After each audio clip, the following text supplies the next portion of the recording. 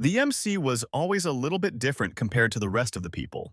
Here in the sand park, he was playing and creating a sandcastle with a girl, where after seeing them, another bully kid comes up to them and jumps onto the top of the sandcastle. The bully shouted that why was he playing such sissy, unmanly games here in the sand park, and that he should just take her and their unmanly games somewhere else to play. Hearing this, the little girl started to sniffle and cry. But instead of getting scared, angry, or anything, the kid quietly stands up without saying a word, and he says just one single thing to get off the sandcastle. The bully was astounded and angry at how the hell, instead of submitting, he stood and talked back to the bully. But the kid did not falter, and instead, he started to pull his punch back, saying for one last time to get his foot off the castle. A little anxious as this response but still trying to look strong, the bully got into his own fight position. But before the bully could even get into his complete position, a shoe came flying towards his face. It was the kid using the knee of the bully as a base to give a roundhouse kick to the bully's face. The bully lost his balance and was thrown backwards. With the force, the bully fell down on his back and got dragged away a little bit. After giving the jump kick to the bully's face, he jumped back, standing on his own two legs. The kid's face was filled to the brim with anger and determination. The bully started to clutch his face, trying to wipe away anything that came out of his nose. But even after wiping for a lot of time, finally he realized that it was his nose which was bleeding out of blood. The bully began to rage and shake his hand in anger of the thing that the kid just did to him. But instead of fighting back, the bully just sat in one place and started to cry really loudly, asking someone for help. The kid and his friend just stood there, unable to understand what to do now. But then a moment later, another even bigger bully came along with the previous bully, asking the first kid that was he, the one who hit the bully in the nose. But the kid did not say a single word, just kept it glaring at the bigger bully. The big bully started to enrage even more at the disrespect that he was being shown, not being able to take the insults anymore. The big bully swiped a big punch towards the kid, which he instantly dodged. Missing the first one, the big bully started to load in his second punch towards the kid. He even easily dodged the next one. What's surprising was that he never even learned any martial art in his entire life. He was just somehow really good at fighting. The kid kept on dodging the big bully's punches left and right. After observing for a bit, the kid planned on going offense. And then, without any prompts, the kid gave a huge kick to the big bully's balls. While the big bully was on the ground crying in pain, the kid was just nonchalant about all of this that happened. Because for him, he was never a big troublemaker, and all of these were just little fights that happened between kids. All of these were not even that big of a deal. The big deal started when he got older. It all started when the kid was in 5th grade, starting at an elementary school called Moon Elementary. He was walking from the school to home just as every day, when all of a sudden some people in the middle of an alleyway called out to him. A big high schooler called out to him asking him to come into the alleyway, whereas another high schooler was pointing out to their leader that another kid came into the alleyway. The kid wondered what was this all about. The big high schooler put out a hand in front of him asking him to do a favor for him. Putting his arms around the kid, he assured him to relax because he also used to go to Moon Elementary too. Pointing him to somewhere, he took him in that direction, saying that it will not take much longer. The big buff high schooler started to tease this guy, saying that the way he was able to grab the kids, he should be in kidnapping business. With a real creepy smile, he started to ask the kid that the help is not nothing much, and he should be easily able to do it. The kid then finally asked, what did the high schooler want with him? The high schooler said that he did not need to do nothing much. He just needed to give all of the money he had on him to him. The kids then pointed out to them that just how pathetic one needed to be, that they needed to steal money from little kids. The other high schoolers got stunned by his reply. And then a moment later, all of them started to laugh that the first high schooler got owned by a little kid. Getting angry on insulted by a little kid, the first high schooler raised up his arm to attack him. But the kid was easily able to dodge the attack, and the first high schooler's hand swiped the air like butter. He was unable to process the reflex time that this kid had, and was completely shocked by it. Changing his footwork, the high schooler changed his stance for a new attack. This punch was also easily dodged by the kid, leaving the high schooler hanging in there. The other schooler kept on laughing at the first one that, how was he not able to beat up a little kid? But looking at the intensity that the first guy was going to fight, the other high schoolers got worried that people might start to gather around them and went on to stop him. But rather than the little kid, it was the high schooler who was getting owned by the other one. The little kid had used another one of his high kicks. Using the leg as a base, he kicked the first high schooler in his face. After knocking out the first guy, the kid stood aside trying to catch his breath. But unfortunately, his little break was even more short-lived because the rest of the guys were coming after him. The second high schooler gave a big slap to the kid's face, which he was unable to dodge, and the force of the slap caused him to get dragged on the ground far. The second guy shouted out that the kid had some kind of death wish that he wanted to do this, but instead of backing down, he grabbed onto a nearby bricks that were lying around. He was never afraid because he never thought about what would happen next or what the consequences were. Screaming a war cry, the only thing that he could see was how to beat the person in front of him, and that he did. He took the brick and swiped it across the second guy's face, directly hitting him in the head. The second guy was also brought down to his knees, shocked, unable to move. Seeing both of the high schoolers down, the rest of the high school gang started to get worried about who this kid was. They started to scream out to Austin that he was supposed to be the school head, but instead he was there lying on the ground, his head bleeding out. But at last it was the big, burly dude who got angry and shouted out to his friend to get this little kid no matter how it took. The kid started to run towards them holding the brick. He thought that he might be because he was born this way, and he never lost in life. And at last the ones who were left were the two girls of the group. Some were absolutely scared in their places while others were hiding their face crying for the mother. Whereas the first guy, the second, the third, and the fourth all lay on the ground unconscious, unable to move after being knocked out by the kids. And there the kid stood quietly undefeated after fighting a full high school group. He still had his brick in his head, which was completely bloodied at this point. Even his clothes were bloodied from the fights. He quietly looked back at those two girls who were sitting at the back. At the police station, the police officer was unable to believe that this little kid was able to beat all of the high schoolers. But the kid remained quiet and did not explain himself. But the officer remained silent and unable to understand what to do now. But while the kid sat quietly, his mom came in panting through the door, calling out to him, "Seth." Giving a big bow to the officer, she apologized to him for causing him so much trouble. But the officer said that it was completely fine, and there was nothing to worry about. With a heavy heart and a face, both Seth and his mom walked out of the police station. Her mom knew that she needed to do something or else he was going to continue getting into trouble. But first, she asked to make sure he was not hurt in any way. But Seth quietly nodded, indicating that he was not hurt and he was fine. Kneeling down to Seth, she asked him to promise her something. He knew that whatever was coming out of her mouth was not going to be good. She told him to promise her that he won't get into any fight ever again. Seth had no choice but to agree, because he never wanted to see sadness in her eyes ever again.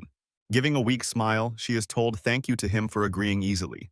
But Seth, at the time of making this promise, did not know something. He did not know what the actual reason behind her sad expression was. So for him, time passed and he went on to go to middle school. Seth by now was a middle schooler. One day, he was just sitting inside his class, but another taller person banged onto the door calling out to him, kicking him in his back, saying that he must think that he is some sort of big shot. Not fighting back, he got chucked back to the corner of the room with the force of the kick. Seth tried to get up, barely trying to catch his breath, whereas the other guy brought out his hand to grab him. Grabbing out Seth by his hair, he ordered him that he needs to do everything that he says to him. And even if he does not have any money, he should borrow it from someone else. Wanting to fight back but remembering his promise, the only thing that he could say was that he was sorry for being unable to do it. The tall guy then smashed his head onto the ground, saying that if he was sorry, then he should not have done it in the first place. He walked away saying that he will keep his eyes onto him and he needs to watch himself. And if he kept on doing stuff like this, it won't take long for the tall guy to make his life a living hell. Seth was barely able to control his anger and clutched his fist to control himself. After calming himself, Seth gave out a big sigh. He sat up holding himself, said to himself that he was able to do well, that he was able to keep his promise to his mother. Later that day, Seth went back to his home saying to his mother that he was back. Her mother, with a lighted-up expression, asked him that, how was the school? Seth answered that it was great. In the response, Seth also asked his mom that how was the restaurant doing for the day? She said that it was doing great. And she kept on talking with Seth on different topics. Seth also talked back with a lot of enthusiasm. Because no matter what happened, the only thing he needed was to see her smile. Because that's what all that mattered to him after all. But the next moment, he saw that a rich-looking car pulled up in front of the restaurant. The car was a really rich-looking luxury car which was here in the area. And at the same time, 4 of these cars stopped in front of the cafe, and a lot of bodyguards came out and scanned the surroundings. But then a really disheartening news came out to him. A photo of a dead person being held in the arm. Seth's mom instantly recognized who this person was. and tears started to flow non-stop out of our eyes. The guard holding out the person's photograph told her the bad news that he had unfortunately passed away. The guard's face was holding a somber expression. While the mom was breaking down in tears, Seth could not understand what was happening and kept on asking her that what happened and who this person was. Seth could not even understand what was happening, and his face was filled with confusion, anger, and fear. 3 years have passed by this point, and it was one of the biggest high schools. Some students were talking about that who was the new student and trying to guess that how his characteristics could be. Hearing out the commotion, the teacher told everyone to stay quiet and asked everyone to help out this transfer student because it was the middle of the year. The teacher was kind of annoyed and impressed at how prompt the students were. Walking into the room, the teacher introduced Seth to class while forgetting his name. Seth reminded her that his name was Seth Kang. The students started to murmur among them, whereas one kid was able to recognize Seth. Seth kept on standing quietly, whereas the teacher was losing her nerves, shouting at students to stay quiet. In the corner, there were 2 troublemaker students laughing and talking about what they were doing. And suddenly, upon hearing the Seth's name, he looked towards him and got super surprised on seeing who it was. Recognizing his old rival, he instantly realized who he was and was really happy upon the coincidence. And thus, Seth introduced himself to the entire class as Seth Kang. The teacher pointed him to sit at one of the empty seats at the back. And he was walking to the seat he crossed by another troublemaker who was sleeping openly in class. And he went and sat just right beside him. While he was settling down, he realized some students of the class were eyeing him down. It was the 3 troublemaker of the class that he saw beforehand. Seth, recognizing the 3, gave a big smile and waved them back. His smile slowly turned into a grin when he realized that those 3 jokers were here as well. It was already the half day and the confrontations did not stop coming to him. In the lunch break, one of the troublemaker students called out to him, saying that they were so sad when Seth transferred out of the middle school. Putting his hand on Seth's shoulder, he told that he missed him a lot. The other guy, giving a grin, told that they are going to have a great school year now. But unlike before, Seth did not give out a big sorry, he just gave a big smirk. Angered at this response, the bully asked him that did he forget who he was? How was he able to talk back like this? Seth did not lose his smile, but keeping it told that he absolutely knew who these 3 were. The bully was even more angry now because now he realized that Seth was acting like this, knowingly. The other guy from his back straight up got ready to attack him in his back. But among these commotion, the sleeping guy got woken up and urged all of them to just shut up. He got up his head to warn all of them, glaring to them that they were harming his sleep. The bully could not say even a single word and just thought sorry to himself. And all of them got silent instantly. Not wanting to do anything with the spiky hair kid anymore, both of the bullies started to walk away, saying that this was not over and that they will see this later. While walking away, the bully kept on cursing under his breath. Seth kept on wondering who this spiky hair kid was. For the next class, a really old, trembling man came into the room. He was so slow that it took him a lot of time to even reach to the class podium. But after a little bit amount of time, he was able to reach eventually. He greeted the kids and said that he was going to teach today's lesson, which even he himself forgot halfway. Over here at the side, the bully was grinding his gears about what happened today. And he promised to himself that he was absolutely going to kill Seth for what he did. But Seth did not even care about that. He was just looking out of the window. He said to himself that what a nice weather this was. While he was busy appreciating the weather, one person from the front of the class was looking back at him. It was the brown-haired girl which had recognized him since earlier. She realized it was the same Seth that she used to play with when both of them were little kids. Seth's eyes caught the attention of the brown-haired girl, and the brown-haired girl started to panic, realizing that Seth has noticed her, and she turned around instantly, leaving Seth confused. He started to wonder that did he know someone like that before? But thinking to himself to not worry about such trivial things, he turned his head around to the outside once more, thinking to himself that this school life is going to be really fun for him, and he breathed in a lot of fresh air from outside. Filling his mind and lungs with such cozy atmosphere and weather, he started to feel really sleepy. Feeling cozy, set down his head onto the table to sleep. The spiky hair kid noticed Seth sleeping beside him and started to wonder what kind of person this guy was, planning on taking a little stroll. He got up from his chair and kept on yawning his entire way out. The 2 bully guys then started to wonder if this spiky hair dude left or not. Both of them guessed that he has left, and they turned their attention to the now sleeping Seth, who was without any kind of protection. Seeing him sleep so peacefully, the bully's veins started to pop out from his head, Calling out all of his goons, he was determined that he was going to beat Seth's ass today. But just as they were going to Seth, someone blocked their way to him. It was the brown girl. She had stopped 3 of them to go to him. The 3 bullies told her to get out of the way, but she refused to do so. The first bully started to threaten that if she did not move out of the way, he was going to beat her as well. But she stated the rules of the class, saying that he was not allowed to cause any kind of trouble here. But the first bully didn't care at all. He said that he was going to push her aside to go to him. But the brown hair girl kept her standing and did not move an inch. The brown hair girl said that she was the class rep and she was going to maintain every kind of law and order in the class. But Seth kept his hand on her shoulder, saying that he was thankful for her standing up to him. But could she move aside a little bit for now? The brown hair girl looked back to see what was going on. Seth said that it was going to be okay because these guys were his buddies from his middle school. Raising up his arms, he told them that did they miss him? And thus he began to explain his backstory to the brown hair girl. He said that back in his middle school days, he held back because of his promise to his mother. But this time there was nothing stopping him. The first bully child started to get worried about Seth's different demeanors. But he stayed cautious, wondering what he might do. The brown hair girl was also completely clueless as to what was about to happen. He further added that even though his mom told him to never fight anyone, his dad told him to never lose from anyone.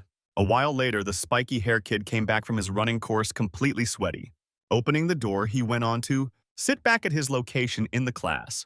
But he realized that something was off in the class. All of the bully kids were not there in their own seats, but Seth over here was sleeping silently like a baby. And every single one in the class was absolutely afraid of Seth by now, worried that any one of them might trigger him. The brown hair girl looked behind to see if everything was fine or not. Yet Seth was still sleeping. Over at the other side of the school, a goon got angry on one of the bullies that they had been beaten by Seth and came back running. And he got even more angry when he realized that Seth was someone they used to bully in the past. The bully kid, bandaged at this point, gritted his teeth, saying that he did not know how this happened because Seth was completely weak when he was in middle school. But this time there was something about him that was completely different than him in the past. His movements were as fast as the wind. Nobody could even see it.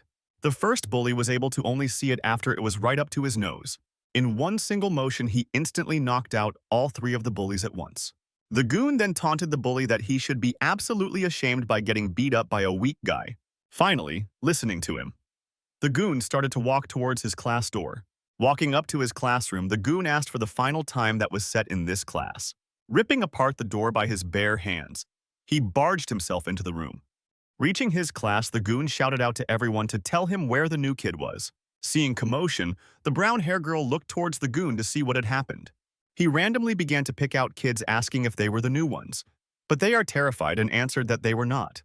The terrified kid then pointed out to the window, saying that the new kid was the one who was by the window. Giving a creepy smile, he said that he was going to give the new kid an absolute welcome. This time, even the class representative was unable to say anything, and they all stayed quiet. In orderly manner, he first called out to Seth, asking him to wake up because he wanted to talk with Seth. But because he did not wake up, he shouted and banged his table to forcibly wake him up. With angry voice, he said to the Seth that he has come to know that he had beaten up his source of money. Just waking up? Seth was not even able to comprehend what the heck he was talking about.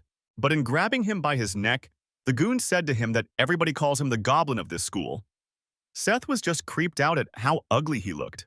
Giving him a closer look, he said that Seth looked a little bit familiar. Did they ever meet before? He still could not understand what the heck he was talking about. Within a moment, he instantly was reminded who Seth was. In return, Seth also remembered who this goon was. He was the same kid who had encountered Seth in the kindergarten and broke his sandcastle. And in revenge, Seth took a roundhouse kick directly to his face and directly kicked them out of the picture. And after which he had called his elder brother to help him. And even the elder brother got perished within a matter of minutes. And he had to drag back his elder brother back to his home. Thus, this was the same guy that he had encountered back in the day. And even present day, Seth shouted out that he remembered who he was. He in turn asked the goon how he was, because they haven't met since so long, and even asked that how his elder brother was. But the goon was absolutely shaking in his pants. Seth kept on looking cluelessly, not understanding that why he was not responding to the question. Not saying anything anymore, the goon just quietly said that he will see him later. Seth also gave the goon a big smile and that he will meet him later.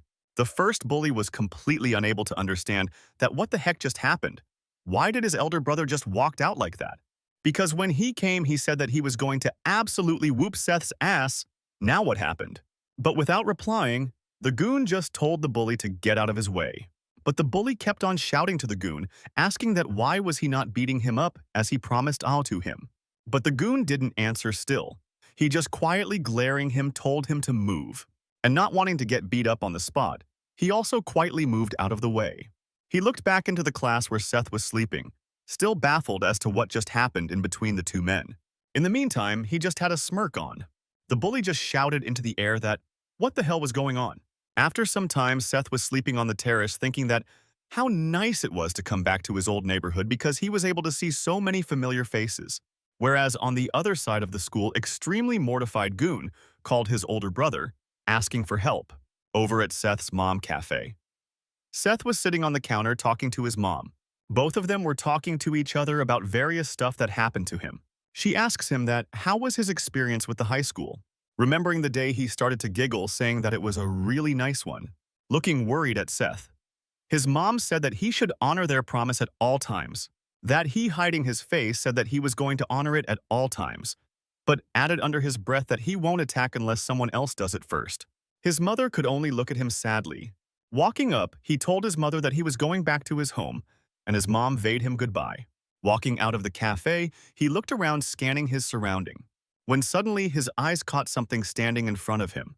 A person with a Luxury car was bowing down in front of him, greeting him back.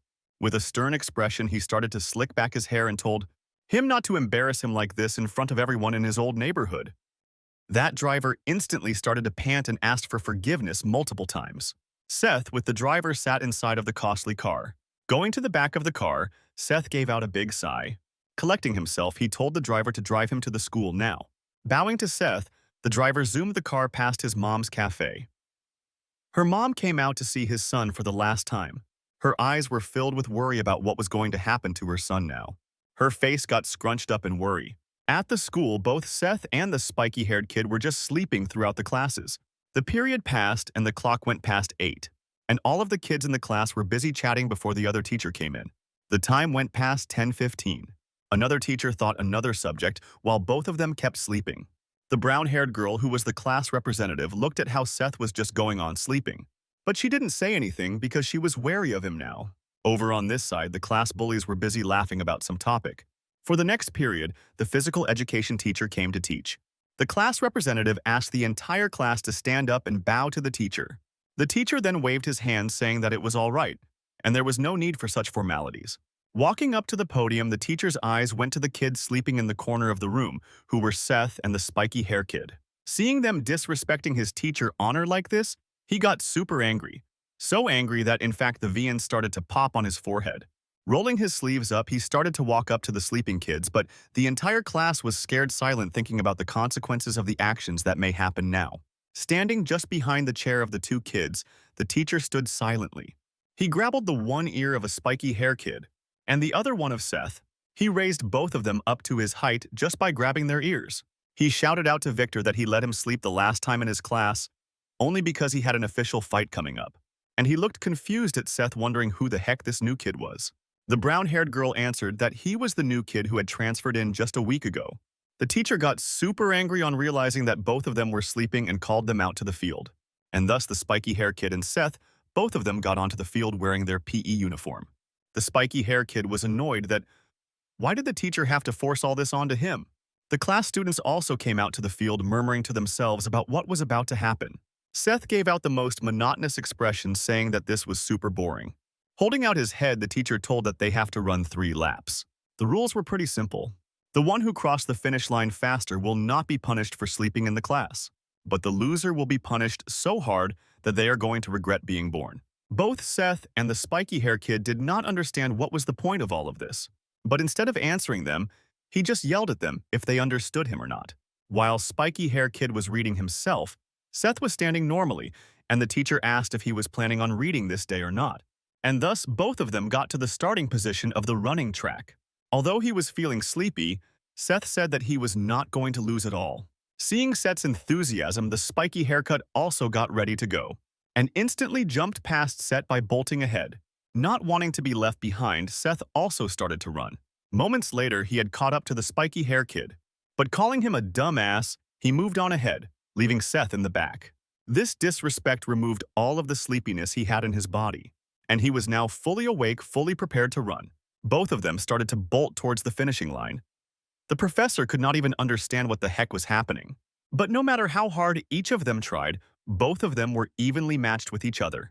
The professor's mouth was left wide open in shock at the speed at which they were running. Both of them went past the professor's face like a windfall. The professor was just left in the dust, but the both of them, not wanting to stop for even a single bit, kept on running past the track. And by now, both of them already passed the U-band. The rivalry between both of them kept on increasing second by second. And that is how the day at the high school went today. After the race, both the spiky hair kid and Seth were left completely panting, drenched in their own sweat. The spiky hair kid was just impressed at the tenacity of Seth. Seth was happy, realizing that he was going to have a great school year. On the other end of the track, the professor was wondering that even though he already knew about Victor, but he was surprised at the presence of a new talent. At the National Wrestling Championship, the host said that the one who wins this match is going to be the one who moves to the national team. Over in the indoor stadium, a lot of people had come to watch the fights between the wrestlers, and the class of this fight was open weight championship.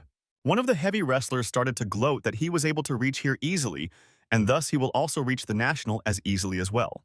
But his opponent gave a scary glance as well. He did not taunt. He did not say anything. He just openly looked back. The tension among the people were rising, and the anger of the second wrestler was rising as well as, but a moment later he was on the ground while the second wrestler walked away completely unimpressed. Here in the athletes' changing room, we get to see the name Brock Chang. Inside the changing room, Block was quietly sitting while steaming his body. The class goon turned out to be Brock's little brother. He called out to him, telling to his elder brother that he needed some help. Without saying even a single name, he just said that the person was back. Hearing the mentioning of that person, his demeanor changed. The class goon reminded Brock that by he meant the kid who had defeated him back in the kindergarten. The recollection of that person, Seth, hit him like a trucker. Silently, without a word, Brock just started to laugh, scaring his little brother.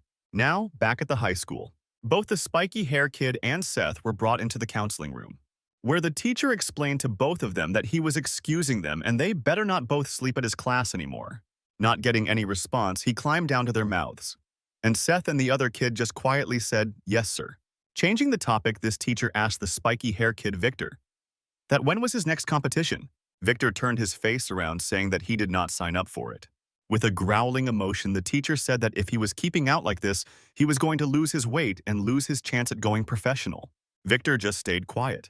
Now the teacher turned his attention towards Seth. He asked Seth if he was in some kind of clubs, team, or any kind of sports activity. Seth could not understand what he was talking about and blabbered like an idiot. The professor had to explain again clearly what he meant, and then Seth answered that he was not in any kind of clubs. Confused at how such a talented kid was gone unnoticed for so long, he just told both of them to get back to their classes. Both Victor and Seth left the counseling room back to their classes. They quietly walked, and there was not a single dialogue exchanged between them. And similarly, quietly and wordlessly, they entered the class. Not even a moment later, inside the class, both of them got to the original states. Victor started to yawn and Seth started to sigh. The old teacher, still shaking, told both of them to settle down and take their seat. They just went back to the seats and left dazed. Not even a moment later, both of their heads hit the table and they were back to sleep. But now, Victor was aware of a new character who was of his par and level, and Seth also could not ignore such an unmissable character anymore. After looking at each other for a moment, both Victor and Seth went back to sleep. And just like that, the dawn of the day arrived. But just then, Brock, the school goon's older brother, was at the school. Looking at the school, Brock started to groan that why did he have to come back to this place once again? In the kendo club, one kid ran into the room, bashing the door open, shouted out to the leader that Brock was here. Another one person kept on looking at him through the window. And here in the judo club, the news also reached the leader as well. And thus, the news spread out to the entire school that Brock was here. And all the hot shots of the school were aware of Brock's presence. The one who took the news the most heavily was the student council. Seth was left sleeping in the school. On the other hand, Victor got ready to clothe himself up and started to go for a run throughout the entire school. But as he was running throughout the school, the silence of his surrounding kind of creeped him out. But he ignored all of them and kept on running. Just a moment later, someone called out to him. It was Brock. Brock called out to Victor, asking him that where class 1 to 3 was. But Victor did not give a damn and ran past him, clicking his tongue. Brock was completely angered at this blatant disrespect, and he grabbed Victor by his shoulder, asking him, was he deaf or something for ignoring him like this? Now, Victor's rage increasing a lot. He turned around to Brock, pointing towards his shoulder that if he did not let go then, he was going to kill him. Brock started to laugh at this blatant attempt of challenging, getting serious. He asked Victor did he even know who he was? As if mocking, Victor went up to his face and asked him who he was. Before the conversation could even move forward, Victor pulled up his punch and gave Brock a powerful uppercut. For the next attack, Victor changed his stance, pulling back his leg, and attacked with a roundhouse punch. He kept on giving those series of punches as a Gatling gun. Now Brock was on the offense. He targeted his hand onto directly Victor's face and grabbed Victor by his neck. Just the force of his grab caused Victor to get thrown back a little bit. Keeping Victor pinned in one location, he started to wipe his face. Victor had hit Brock so much that his mouth started to bleed. Getting into his stance, Brock congratulated Victor for being good enough to causing him bleed. But even this much was not going to change anything because he was Brock Chang, the greatest fighter of all time.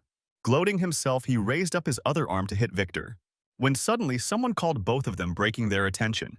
It was Teacher. He was standing at the edge of the field asking if Victor got into another fight.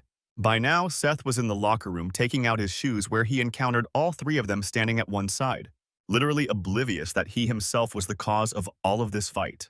At the school council, the head apologized for the sudden meeting. The head of the student council was introduced as Jason Shin. With a grim expression, he told everyone that the situation was so dire that he did not even need to explain why all of them were here. The main cause of the situation was the infamous fighter Brock Chang was back at the school. They do not know why this has happened, but this has caused the things to get a lot complicated. Because Brock was someone who has already caused a lot of trouble to the school.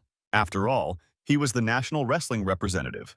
And the other half of the problem was the national featherweight boxing champion Victor. So the latest news that the council president had was that both of them were taken in the middle of the fight by the gym teacher. One of the members began to express his anger that why the heck was he back at now? Because right now it was the time to prepare for the nationals. This was told by none other than the captain of the Taekwondo club, Gabe. Someone else added that Brock did not need a reason to get into the school. It was his school after all. The one who said this was the captain of the judo club, Sam. The council president interrupted in between of them, saying that none of them have the complete information. But he added that since all of them knew Brock since they were little kids, they should know what kind of personality he has and what he can do. Someone sitting at the corner pointed out that it was a new kid. Brock came to this school to get to the new kid. Sam added that he also heard about this, yet he was not sure why. Now the tone of the council changed once more, and the entire focus was on the new kid. By this time it was dawn already, and Seth left the school for the day, walking to his home. Trying to find the car to go to his home, he noticed something at the corner of his eyes. It was his own luxury car. Inside it, the driver had completely fallen asleep even amidst the heat. Waiting for a moment, Seth knocked the window to wake the driver. The driver instantly lost his mind. He started to welcome his boss and started to ask for forgiveness for sleeping. Seth added that it was not any problem. So he and the driver sat in the car and rolled by to their home. From within the school, the brown-haired girl saw Seth sitting in the back seat of the car and wondered how was he coming in such a rich car. While driving, the driver asked Seth if he will be visiting the cafe again. Seth affirmed, and both of them started to drive to the cafe. Sun was already down by the time they reached the cafe, and the driver parked the car in front of the gate. Instead of going in, he just kept on looking at her through the window. Her mom was working in the cafe, washing all the dishes and glasses, but she had a slight smile on her face. Not wanting to disturb her peace, he just looked quietly and ordered his driver to move on back to his home. Both of them drove to one of the costly-looking luxury apartments. The name of the apartment group was called Sunshine Group. Another one of the guards opened Seth's car door and welcomed him. After Seth got out of the car, a series of guards bowed down in front of him, welcoming him back. Opening his tie angrily, Seth told everyone to not embarrassing him when he is in his school uniform. It was raining a lot, and Seth was standing in front of one of the graves, and it had the photo of the same old man which was shown before. Seth just stood there silently contemplating everything. While he was quite standing, someone showed him an umbrella to shelter him from the rain. It was the big burly bodyguard. It told that it's okay and they should go back because it was getting cold. After thinking for quite a bit, Seth asked him that what kind of person was his father. The bodyguard was silent, but a little while later, breaking his silence, He told that his father was the one who became the strongest in South Korea. With nothing but his normal fists, changing his question, he asked him that why did he and her mom have to separate like this? He avoided the thing by saying that they had their own problems, but he did not need to feel alone because his parents were watching him the entire time. Seth becomes surprised upon hearing this disclosure. The guard went on to explain that he would go out in civil clothes in order to see him from hiding. Seth got even more shocked upon realizing that his father was always watching him. The guard went on to say what were the last words of his father before he passed away. The last thing that he said was to stop getting your ass kicked. It was embarrassing. Seth got instantly reminded of all the times he had not fought back because of his mom's promise. Every time that he was picked on the alleyways. Every time he was punched for not obeying someone. His father was there watching him, disappointed. Now, here back at the high school, the entire student council went on to visit Seth's classroom. Upon visiting, his eyes locked onto the corner of the class, over where Victor and Seth were completely asleep. The other students were completely mortified, and some even started to think that it would be better to just switch classes at this point. But the brown-hair girl called out to the council president. This is where the name of the brown-hair girl was revealed. Sophie. The council president called out to Sophie asking how Sophie stood up asking Jason that what was he trying to do over here. Jason asked her that who was the new kid in the class. Worried about Seth, Sophie asked him that did he do something wrong? But Jason assured her that everything was completely fine. He just wanted to talk with him for a little while. Just as he completed his sentence, Seth woke up in the middle of the conversation, giving a big yawn saying that how amazing the nap was. His eyes glued onto the council president who came to see him. Turning his eyes grim, Jason asked if he was free right now because he needed to talk with him for a little while. Knowing that something was not right, Seth's mood also got really tense. As a mockery, he asked Jason that who he was. Sophie worried that Seth might have offended Jason a little too much. She instantly stepped in saying that he was their student council president. Now knowing who he was, Seth instantly apologized for his behavior and asked if he had done something wrong. But then instantly turning his face sour, he told that was there is any need for him to get out of the class? Could not they complete the conversation right here and now? This kind of disrespect instantly caused hundreds of veins to pop out of Jason's forehead, showing his towering figure over Seth. Jason just asked him to quietly follow him and not ask any questions. Before going away, he also told him to bring Victor along with him. Now, a little bit worried, Sophie said that Jason was a good guy, but he should just be quiet and obey what he says. Seth said that there was nothing to worry because he was the president of the student council, saying that he instantly poked in the midriff of Victor, causing him to jump up in surprise. Collecting himself, Victor asked him that what did he want. Seth explained everything about how student council came into the room and asked him to go along with Victor. Super annoyed at this point, he threw his bench back at the lockers. Standing up, he held his head groaning about why the heck is everyone so annoying today, and slowly got up and started to walk towards the student council office. Seth asks him to not go on forward by himself and wait for him to come. Seth saw Sophie sitting in the corner of the class really worried on what might happen now. Trying to reassure her, he gave a slight little smile and pointed to himself that he will be back in a little while completely safe. Now at the student council room, Jason was waiting for the arrival of both Seth and Victor. Both of them reached the council room, but Victor brought along a chair so that he can sit. Right in front of the president, he turned around his chair and plopped himself right onto the top of it. While Seth was sitting right at the back, Victor was angry and asked Jason that why there was he summoned over here. Jason, setting up his glasses, told that he will not be around the bush and get straight to the point. Jason asked that few days ago when Victor fought with a guy named Brock Chang, did he know who he was? Both of them were confused upon hearing the name Brock Chang. But since Jason mentioned he fought him, he instantly got reminded of the burly guy yesterday, who had held his neck and tried to punch right in his face the guy from yesterday. Pointing his gaze towards Seth, Jason said that up until 2 years ago, this school was a special school just for athletes. The government took care of most of the school's amenities while sending most talented athletes over here. Students came from all over the country to this school. Every single kind of athleticism and sports were practiced in clubs and in school. Victor, annoyed, asked that what was the point of reciting the obvious. But Seth over at the behind was thankful that he was not asked about this because he did not knew about it. Continuing, Jason said that this top-level athletic school was just turned into a regular school now, and all of this happened because Brock Chang dropped out of the school. And now, he was back at the school and the reason for him was just to find Seth. Making his vision really grim, he asked Seth that what was his relationship with him. Seth did not answer and was silent for a little bit. Because for him, Brock Chang was a nobody because he did not even knew anybody with that name.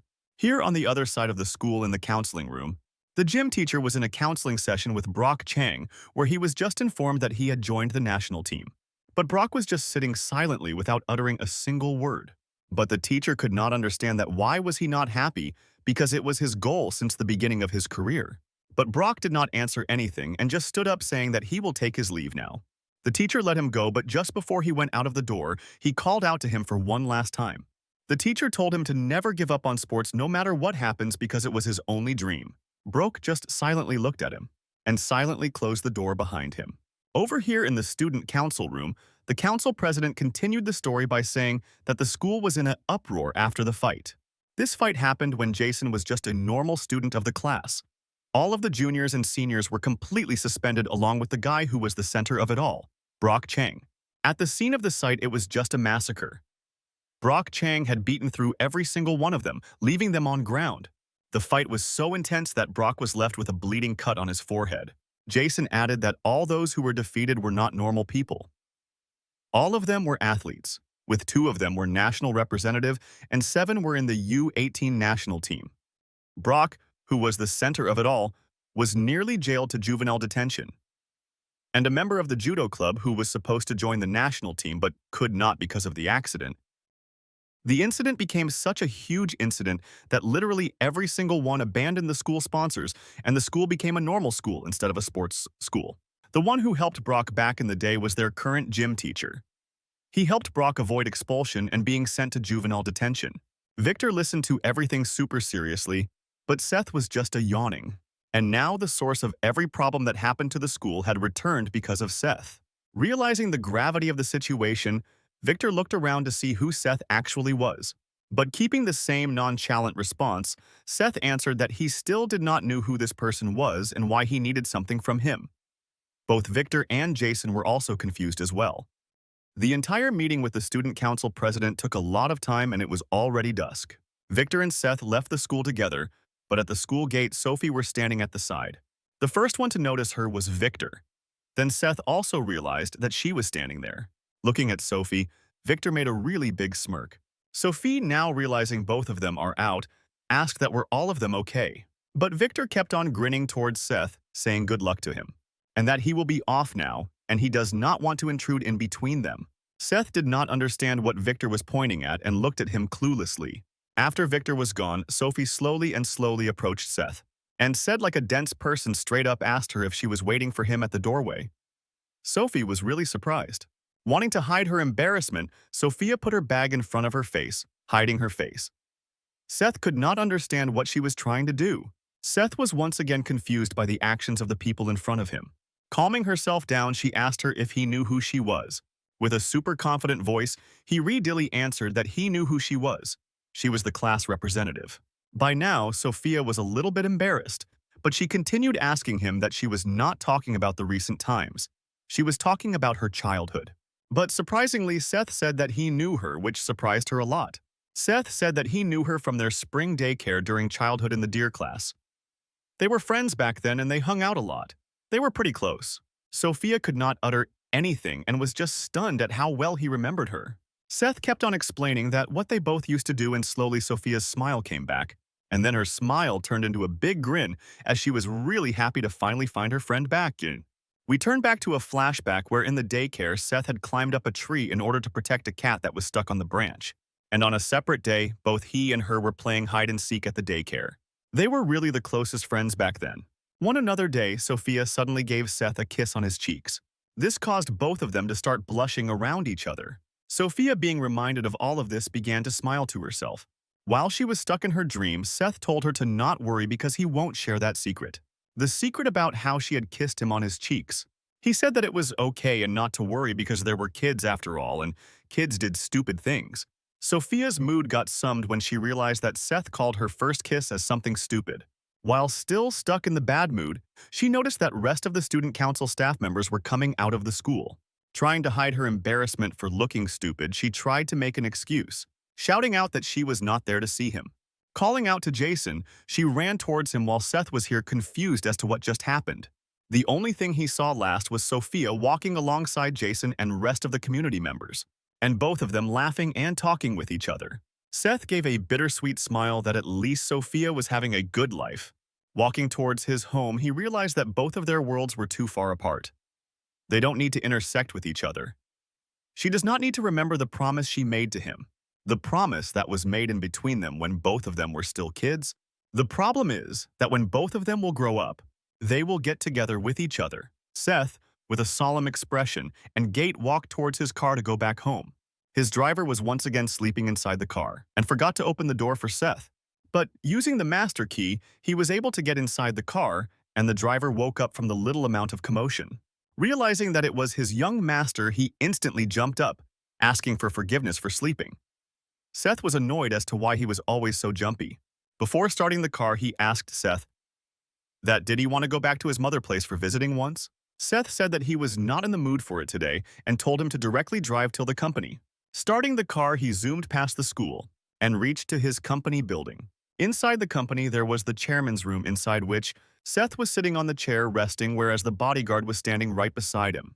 Removing the book cover from his eyes, he took a look at the amount of work that had been laid on top of him. Seth cursed to himself, saying that just how much amount of work he has to do now. But the bodyguard shouted out and told him that he needs to speak professionally when he is at work. It was the same burly guy who showed him the father's photograph for first. Seth groaned to the bodyguard that did he need to do this much because he was not even the official chairman yet. Keeping his turn, he told Seth that this company was the result of his father's blood and sweat, and he should not disrespect it like this. And since he was his only family, it was just given that he was going to inherit the company one day anyway. Throwing a bunch of papers on the table, he told that he was just 17. Now, all of this economics to him was completely new, and he could not understand anything. The bodyguard angrily called out to Seth as the young chairman, because Sunshine was not just any average corporation. Sunshine was a company whose roots were deep inside what people might call gangs. But Seth was still not convinced as to why would this force him to work. The bodyguard continued saying that he needed to work because they needed to look legitimate from outside. Because legitimately and legally, their company was involved in leisure, finances, constructions, and sports.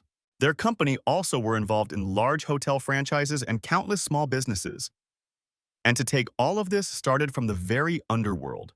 Softening his voice, he put his hand onto Seth's shoulder, saying that he was correct in saying that he needed to wait for 2 years before officially taking over, and then only they can prepare for his succession and inauguration legally.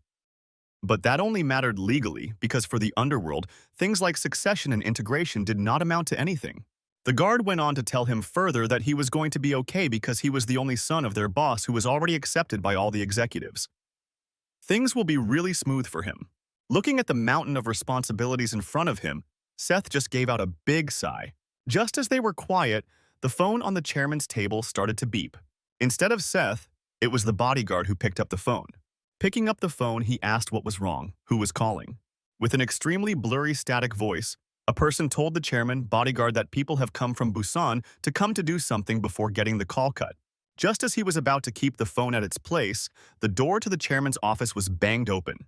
With an angry voice, the bodyguard asked that what was he thinking by doing this kind of disrespect. It was the Sunshine's group's Busan branch chief Derek. He asked to the bodyguard that was he not allowed inside or something. The bodyguard said that if he was going to go ahead with this, it is going to be considered a treason. But all of these taunts did not affect Derek, and he just said, "Go to hell." Derek angrily shouted on saying that, "Were all of them gone mad or something?" Even though he was the boss son, he was just a little kid by now. Getting up from his place, the bodyguard angrily shouted out to him that, did he had it with Death Wish or something? But Seth put a hand in front of him, stopping him from the attack. Derek, realizing he and his goons will not be able to fight against such a powerful group, so he just got quiet. Seth went up to him saying that it has been a little while, asking him how his nose was. Derek said that he knew he was at fault because he was careless that one time, which got his nose beaten up. But Seth replied that did Derek come here just so that he can get rematch. He got surprised because this was not how he wanted a conversation to go. A moment later, he started to taunt Derek, saying that he was going to absolutely beat him because he was completely angry. Derek then jumped on the top of his table, which he was going to use as a base. And then he jumped straight front towards Derek and his goons, saying that he was not going to win this time. Derek was completely caught off guard by the kick that was flying straight to his face. Seth kept on giving his signature roundhouse kick directly to his face and crushed a lot of bones. It was a new day at Seth's high school. All of the club council members were standing at the gate trying to filter out those who came late. After a little while, Seth came to his school on his own luxury car and the driver bid him goodbye. The club council's president's eyes locked onto Seth's own luxury car, out of which he came out walking. And in the similar way, Seth's eyes also locked onto the president's eyes, but he did not say a single word. So he and the president were stuck in sort of a stalemate. But Seth completely ignored the club president and went on to walk ahead towards his class. Inside the school, over to the corner, Brock and his little goon brother were sitting at the corner. And Brock told his little brother to absolutely do whatever he could to bring Seth to him. At the gate, the club president was worried about what was going to happen to Seth. And Brock and his little brother were waiting at the end of the corridor. The previous day, the council president had told everyone that Brock was lurking around the school trying to find Seth, and he asked everybody to stay very off him and to not initiate any fights. But the judo club president slammed his hand on the table and shouted out that who did Brock think he was just coming in and going out whenever he feels like it, and why did they need to be careful around him? Hearing is complained. Jason took a deep breath.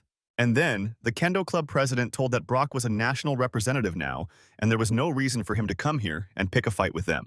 The Kendo Club president said that this is exactly what was pissing him off, because why were they going through all of this headache just because of him? Seeing that the commotion was increasing, Jason shouted out to everybody to stay quiet. He said that everything that happened was already in the past. Nothing could be changed now, and there was no crying over spilt milk. Hearing at how hopeless situation they were, the judo club president could just clenches his fists and shouts out that, why did he come here in the first place? He came here because this was one of the special athletic schools, not a place of these problems, and now everything was ruined because he got into a fight. The other club members, one by one, started to agree with him, but did not fight him. All the other club members were so torn apart by the situation that none of them could say anything. Showing his anger, the judo club president kicked his chair across the room, and the chair went flying, crashing into the wall. He added that he will not sit silently and just take everything. He is going to give Brock what he deserves. He is not going to leave even a single bit. He is going to count every single coin. At this point, there was literally blood in the judo club president's eyes. Jason realized that stopping him at this point was completely useless, so he also stayed quiet. Here on the other side of the school, Brock's little brother went inside Seth's class. And just as always, both Seth and Victor were completely asleep.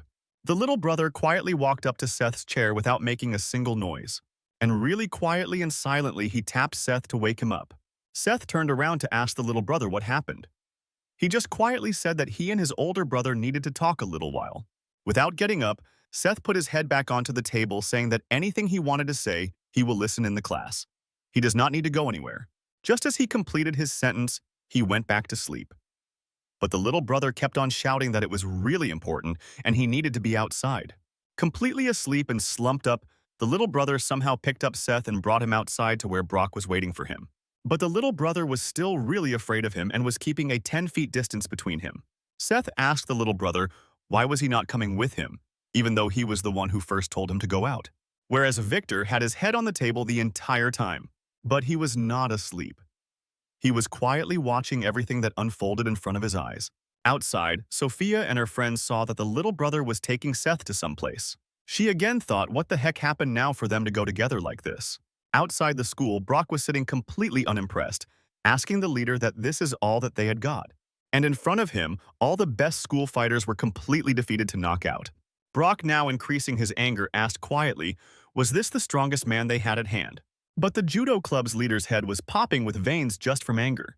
Knowing that only he was up now, he himself dashed forward, taking a big leap towards Brock, directly attacking him midway. But Brock was able to block his entire weight of his attack with just his forearm. And then, instead of letting go off his leg, he grabbed it in the same place. And before Brock broke his leg, he told the judo club leader to say a prayer. The leader could not understand that why was he asking him to pray for now. But before he could even do anything, he instantly got dragged out under the table, and Brock whipped him out like a big whip and slammed him onto the ground like a big basket, defeating him. Brock clicked his tongue at how disappointing this fight was again. With a bleeding nose and white-out eyes, the judo club president was completely knocked out. As a punishment, Brock said that he was going to make sure that he never walks again. But just as Brock was going to break his leg, Jason came in to save the day and shouted out to stop. Jason turned around to see who was the one who stopped him and surprised that it was the president. He turned around to ask him that why was the president here and what did he need from him. Realizing his own objective, Brock stopped at the moment and said that he came to the school just to meet the new kid. Now him angry Jason said that if he wanted to meet someone, he can meet them outside the school. There was no need to make any kind of scene inside the school. Brock commented that since he came from a wealthy family and being the school president, nothing could scare him now. But this was no ordinary person. He was Brock Chang. But Jason commented that it did not matter where he came from. He was not going to let Brock destroy the peace and reputation of the school once more. But just as they were talking, two guys came from behind the alleyway. It was Seth and the little brother. The little brother was able to lure out Seth out into the playground where Brock was in.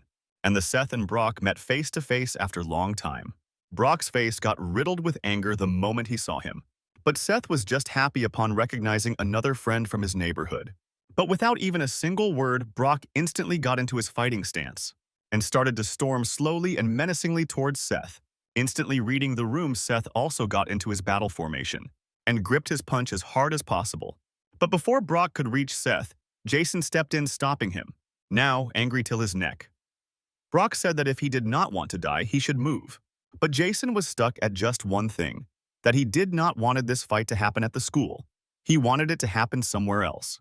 By now, Brock had enough of Jason's bullshit and changed his target towards him instead now.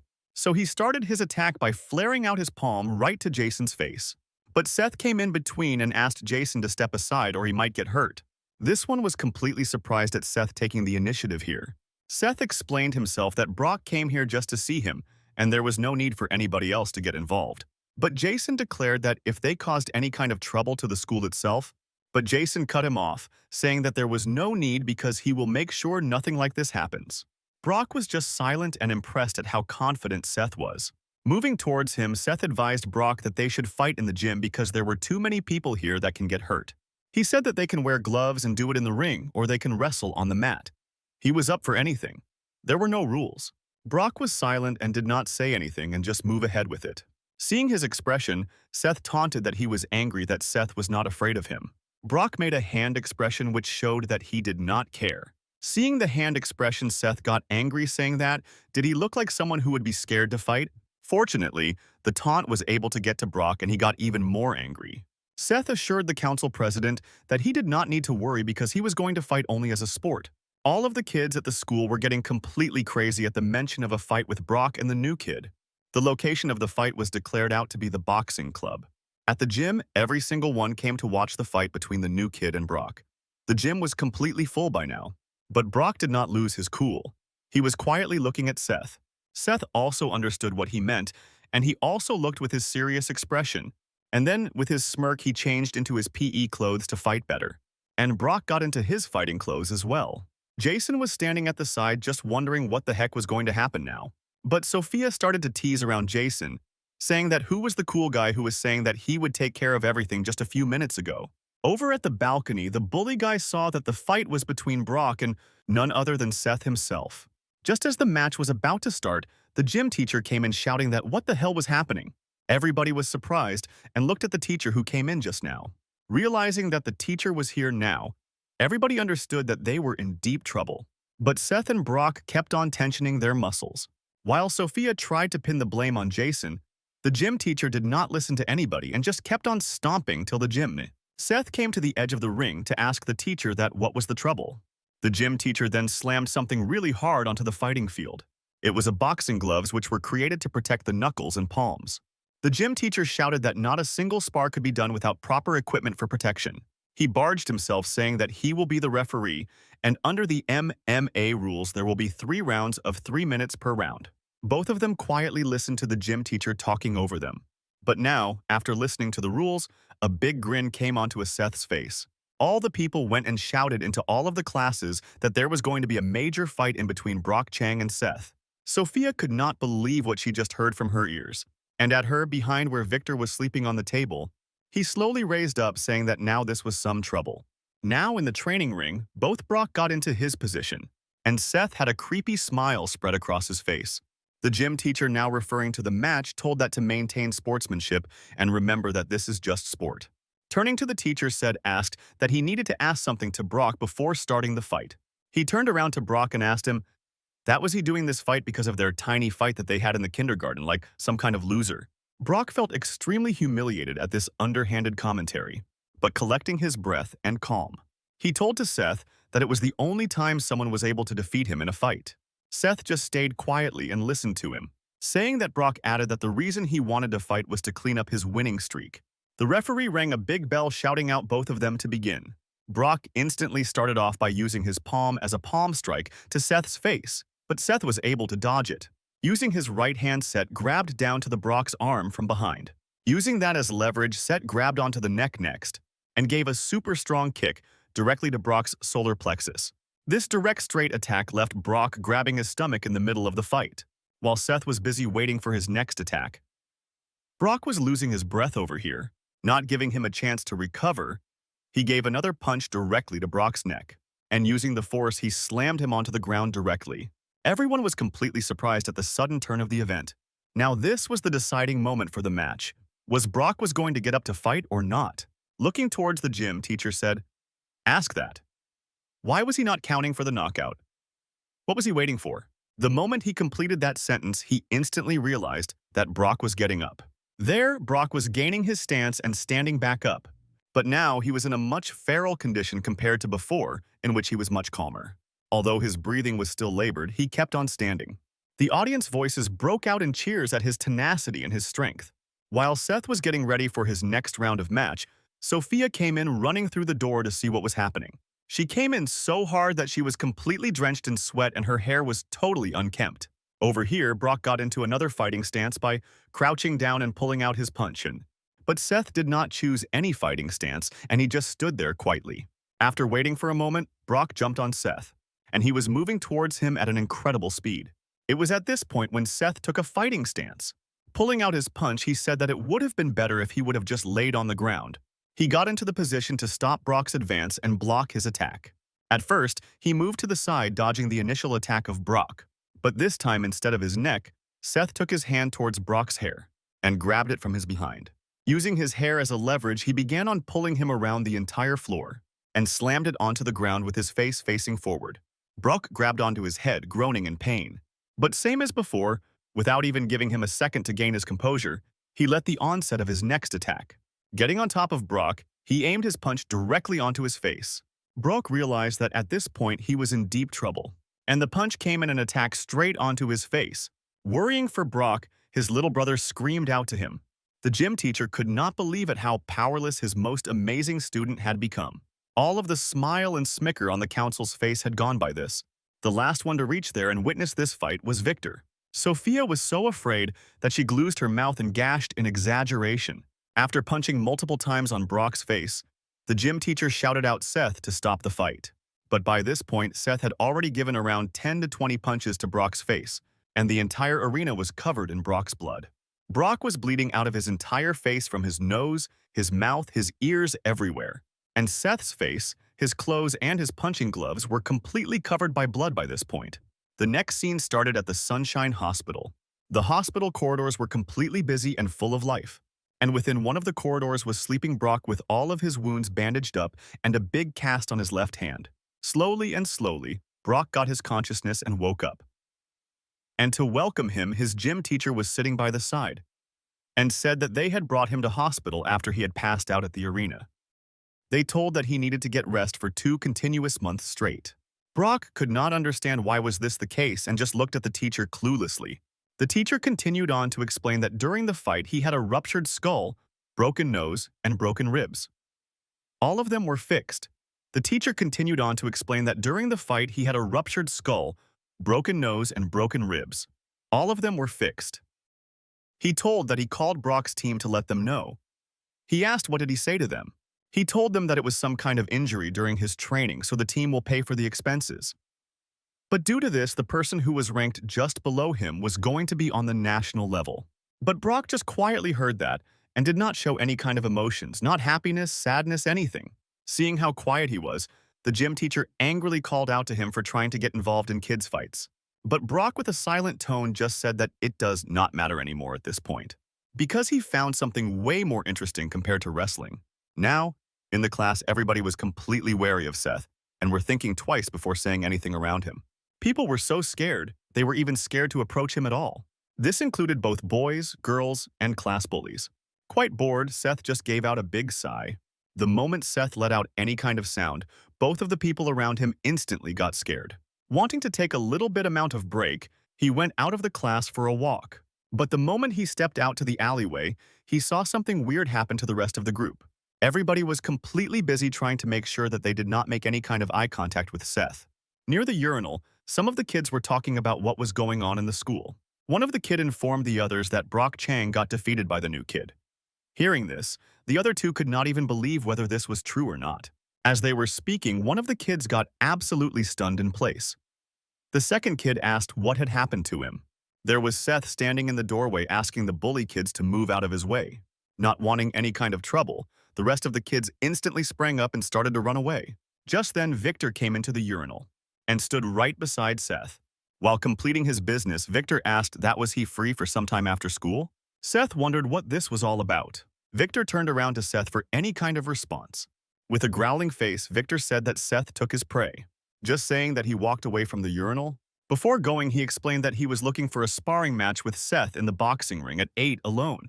Seth's face scrunched up at the mention of having to fight another fight. Slowly, time went by, and the time for the sparring match came about. So, in the recap, Victor ordered to Seth to have a match at 8 p.m. in the gym as assert dominance. The first one to reach the gym was Victor. He turned on the lights and went inside waiting for Seth. Walking up to the stage, taking a big sigh, he threw his bag onto the ring. Opening it inside, he pulled out one of his boxing gloves that he always used to fight in his matches. Holding the glove, he got reminded of the time he had to fight Brock. Exactly the moment in which Brock slapped him. Being able to evade and dodge the previous hand, Brock used his other hand to choke Victor. And the same guy who always looked so intimidating was suddenly completely powerless in front of some scrawny dude like Seth. He got reminded of the time when Seth just used one of his punch to literally bury Brock's head into the ring, and the constant barrage of attacks directed at its head without any kind of mercy. For Victor, this was not a scene of a fight. This was scene of carnage. He was afraid. He started to sweat all around, but he could not live in fear. He had to brace himself. He had to fight this back or else he will be always a coward. He started to grip his gloves really hard, gritted his teeth, and asked himself how come he, Victor, out of all people, was afraid of a single fight. But time passed on like nothing. 7. Brock 8.8. 13. It was already past the time. Victor had told Seth to arrive at. Enough waiting is enough. Victor's temper started to rise when he saw that Seth was not coming. Flexing his muscles in anger, he looked at the clock shouting, "Where the fuck is Seth?" But Seth was over here at his company's Sunshine Group of corporations. He was completely buried in a lot of documentations and work which piled up like mountains in front of him.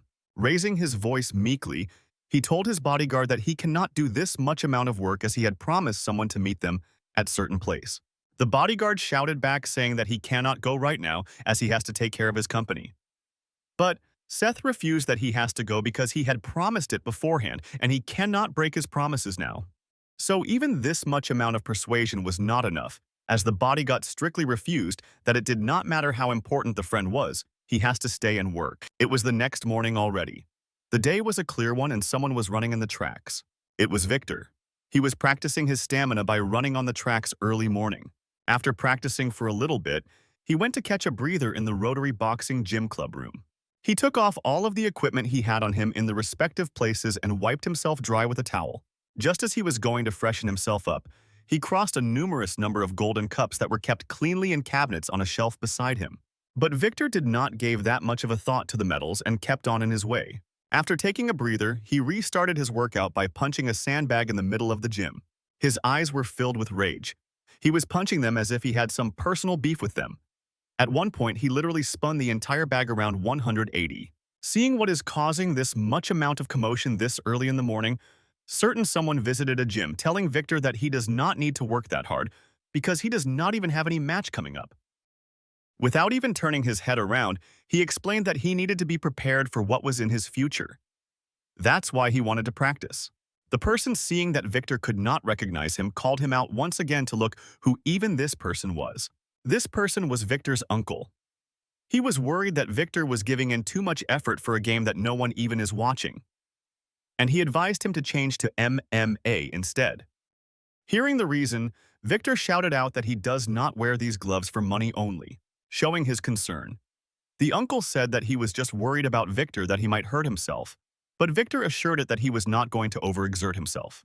He will just continue to practice until he becomes the world champion. After that, he will take a deep rest. Seeing that there was no way to convince Victor, Uncle just gave out a big sigh, feeling hopeless. Seeing Uncle's dejected face, Victor tried to cheer him up that they will soon get an official match so that they can earn some money. Giving his last greetings and goodbyes for the day, he told Uncle that he was going to go to school now. So, completing all his personal assignments, Victor ran out of his way towards the school. But just a moment later, a black minivan pulled up to the gate of the gym with conspicuous darkened windows. Out of this minivan, few dangerous-looking people with black suits walked out. These people are realtor goons. They came to buy the building of Uncle, which was the gym. Claiming that they were no thugs, they said that they will pay the appropriate price for it. Over here, Victor, after running for a little while, reached his school while still jogging. But the moment he entered the class, the only one who was there in it was Seth. He was asleep at the table, completely oblivious of anybody entering or going. Victor, being reminded of the way he was completely ignored the last night, his temper grew a lot. Walking up to him, he glared at him, wondering how was he sleeping so peacefully when he himself was so angry. Trying to wake him up, he gave a strong kick at Seth's chair, shaking him down. With a completely sleepy face, Seth woke up looking as if he would ask the next moment which planet he was on. He wondered why would any teacher try to wake him up when it was not even 7 a.m.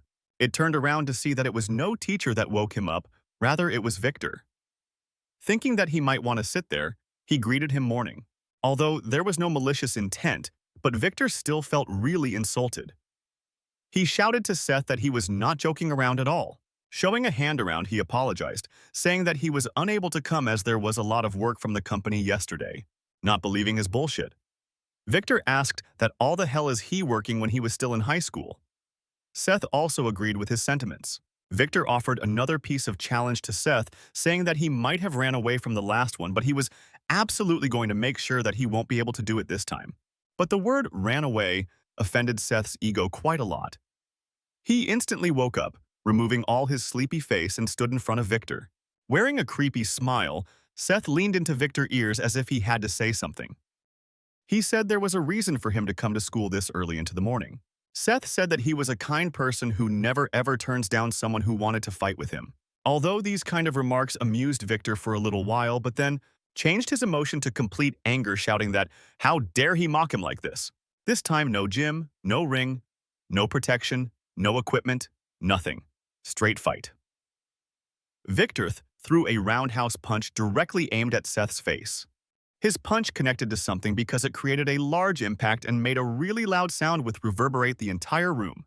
On the first, he was happy that he was able to make the first shot, but what he saw instantly shocked the hell out of him. The punch had not connected to Seth in any way. It was his hand.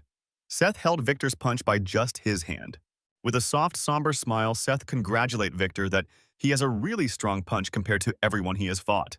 But Seth's attack was not a straight cut like Victor. He held out Victor's arm and began to use his grip power to crush everything that was in his hand.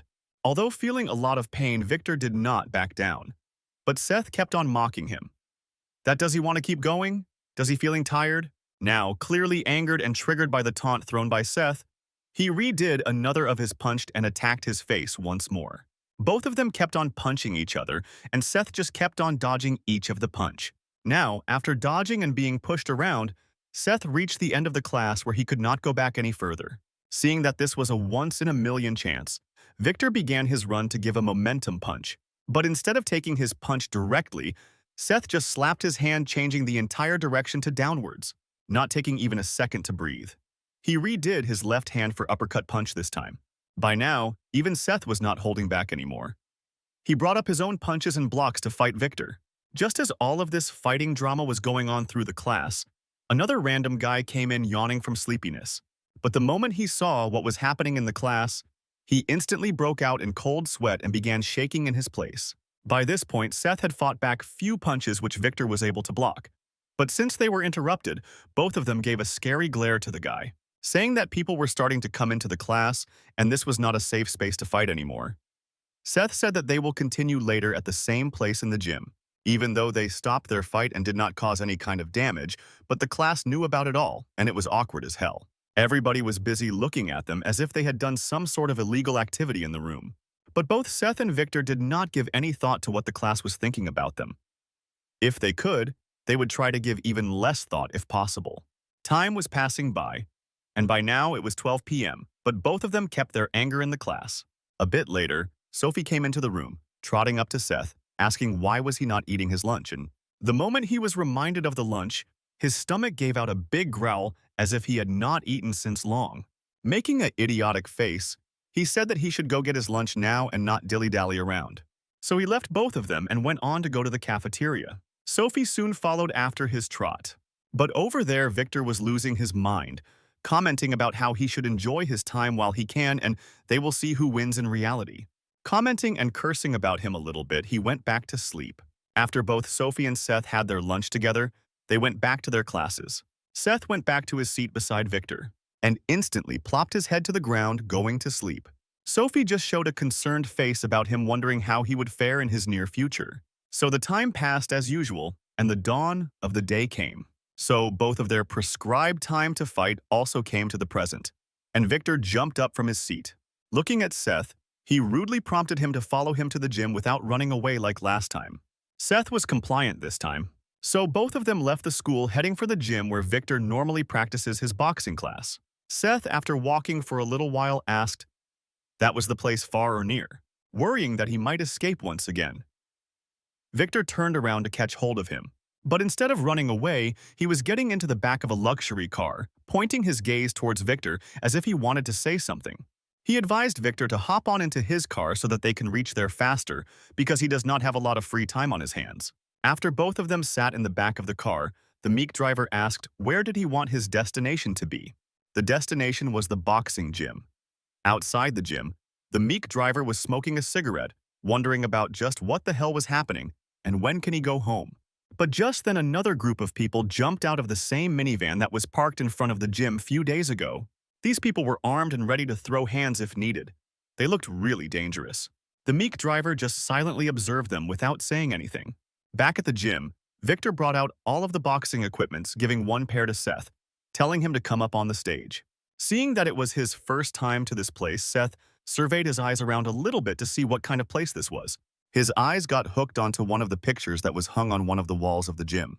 It was a pro-professional fighter holding onto a worldwide federation belt while their kid was showing the biggest smile. Getting into the position, Victor shouted out to Seth that why was he wasting time now? Since he did not had any in the first place, urged him to come up, continue the fight. Victor said that he had his eyes on Seth since the very first day he came to the school. But Seth replied that he should bullshit a little bit less because since the first day he has seen him only sleeping in the class. And once again, Victor fell prey to such an obvious taunt. Getting into the position, he asked if he was ready to fight or not. Now, Seth began to take off his tie and his shirt to allow him a little bit more mobility to fight. But what approached him absolutely scared the shit out of Victor. Seth had lots of cuts, gunshot wounds, scars, and keloids from a lot of fights over the years. But Victor was not scared of this at all. He got into the position saying that Seth will be dead meat any moment now. And so the fight started. The first attack came from Victor, who used his left hand to put up an uppercut directed at Seth's face. But not even a second later, Victor's uncle slammed in through the door, shouting out to where he was. Really out of breath from all the running through the stairs, he could not even utter what he wanted to say, but it was clear that something was terribly wrong. He shouted out after catching his breath that there were some people outside the gym that had come to attack him, and he wanted to tell that to his nephew to run to safety. Seth was unamused by this, another obstruction in between his match. He wondered who the hell these people were. So reluctantly, he got back dressed and came outside of the gym, only to find the meek instructor angry lecturing someone. Seth saw that all of the guys who had come to harass Victor's Uncle Jim were completely knocked out to the ground and made to stand in punishment position to repent for what they had done. Seeing this interesting development, Seth went on to ask his meek driver, who were these people? Just as usual, he got startled again from seeing Seth and pointed to the guys saying that they were about to attack the gym.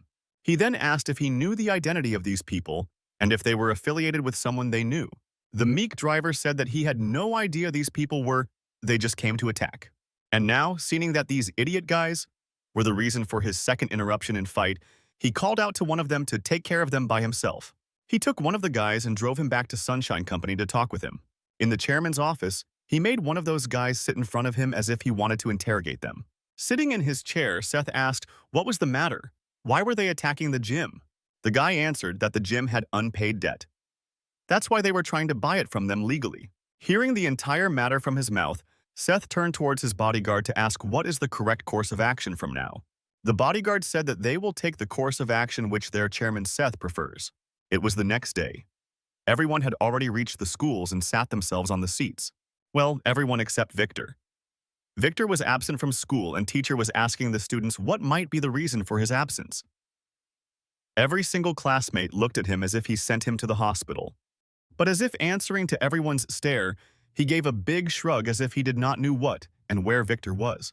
The teacher is not giving any more thought about where Victor might be, said everyone he must be fine, and continued on teaching the class.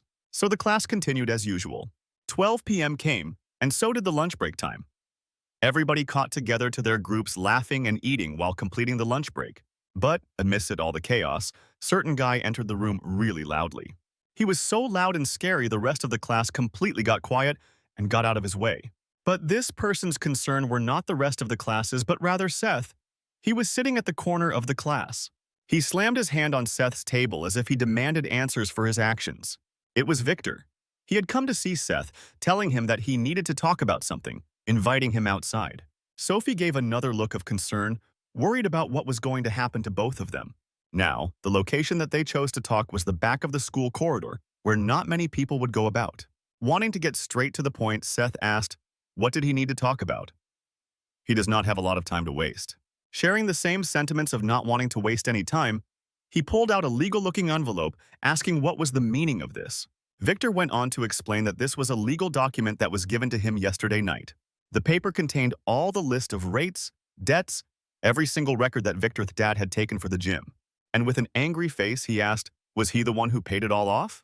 Keeping the same annoyed face, Seth said that this was not the thanks he was expecting. Victor shouted out. It did not matter if he wanted to help or not. He should not have meddled into his family business. Seth, understanding what this was about, said that maybe this is the way he was trying to protect his last bit of pride. Seeing that his mockering was not over, Victor grabbed Seth by his collar, cursing him out. Seth, trying to give out straight logic here, told that he just gave it as a gift. If does not want it, he should just pay it back. And no, he shouted that this was not just about the money. The debt collectors even closed their office and ran away. Just what the hell did Seth did to them? Trying to divert the topic, he told not to worry about those matters and just focus on his boxing career. After all, he had promised his father that he would become the world's best boxer. Victor was stunned in his place that such an important personal secret of his was uttered by someone so distant. He felt completely silent and just walked away. But before he walked away, he gave one last piece of information that he will be always ready to continue their fight. Just as he was walking, Victor saw the difference in the position. Just who was this person, whose shadow could not be conquered? The entire time Sophie was peeking out through the building trying to see what was the commotion about. But since Seth used a different route to come back, Sophie could not see him right before he appeared before her eyes, scaring the shit out of her. Giving a shy look and twiddling her thumbs with her hair, she said that she was worried if he was fighting again. With a playboy attitude, Seth asked to 90, why was she worried about his safety? Unable to answer, Sophie completely turned red with shyness. But trying to control herself, she said that she did this because she felt responsible as a class representative, and she had to see what was going on. Seth mockingly agreed with her. But before going back, Seth gave Sophie the assurance that he was not going to fight anyone anymore. While walking away, Seth gave a small smile saying that she has not changed even a single bit. Always worrying about everyone, just like how she was back in kindergarten. This small gesture, this small act gave assurance to Sophie that she was not just air in Seth's mind. He remembered her clearly and he remembered everything about her. But they were not alone because as they were talking to each other, the council president was seeing this unfold in front of his eyes. And he was absolutely furious. He was furious as to how come someone lowlife like Seth was trying to get in cahoots with someone like Sophie. He should know his place. Now we come to an old-style Japanese house on a sunny day. Inside the house, a Yakuza-looking person with an injured face was kneeling down in front of someone as if trying to show respect or ask for forgiveness. The person that he was kneeling in front of was the three-headed ghost gang leader, Ryushin. The first thing he said that he was extremely disappointed on the work that the person had shown to him. With face that was nearing to cry, the man asked for forgiveness. Forgiveness and another chance to rectify what he has done wrong. And he added his own advice saying that since the heir of the company has not been confirmed, he should try to take over the Sunshine Group company. But the gang leader in anger bashed his smoking pipe onto the tatami mat rooms, breaking it into pieces. This action instantly shut the guy up and made him realize that if he wanted to walk out of their life, he needed to keep quiet. He said that even though the heir is really young, he's still the company heir, and he should not underestimate someone like that. The next order the gang leader told to the person was to find a weakness of the heir. As he was not an adult yet, a kid should be more vulnerable and more filled with weaknesses. The moment he started to hear the word weaknesses, only one scene started to flash in front of his eyes. It was a funeral day. Funeral day of Seth's father. That man was standing there. To be complaint with the funeral, both Seth and his mother were there to see their father off to the other side. That was the weakness that Seth had. His mother. He had a soft spot for her. The gang leader giving a small smirk, understanding that the guy understood his next assignment without even saying, said to take it slow and steady and make sure he absolutely succeeds. Now, back at school, a bunch of guys came in from another class into Seth's class. These group of kids looked really dangerous to be around with, and the leader among them had a big eye patch on his face. The leader went up to the class and shouted out that who was the new kid who joined halfway through the school year in this class. Seth reached his hand, saying that it was him that they might be searching for. Coming to the main point, he growled that how come Brock, such a best boxer, was able to lose from someone like him, wanting to talk or mostly fight again. The main guy called Seth outside of the classroom, but he did not comply. He sat stable in his chair, saying that was he some kind of dog, that everybody can just come around and ask him to go out and he will just wag his tail and agree with them. Just as everyone, this guy also got offended by the taunt he gave out. Amidst all the chaos, another guy came into the class saying to clear out. The first delinquent shouted out who he was. It was none other than Victor. He had come to the class after taking a holiday of one day. The head of the delinquents was preparing himself to fight both of the guys at once. But just then the president of the judo club came into the class saying that nobody should touch the new kid. He explained that no one should touch the new kid because he was eyeing him to make him join their judo club. Hearing this, Seth made the biggest what the hell face we had ever seen and was like, what the hell? This declaration stopped the rest of the guys in their places as well. While walking, the president of the kendo club gave out a small smile saying that the classes are so lively today. But his smile instantly turned into a frown when he saw that a bunch of other class clubs were coming towards his way. It was the wrestling club.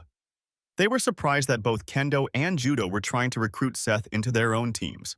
The kendo club president just gave a small smile, not explaining himself any further.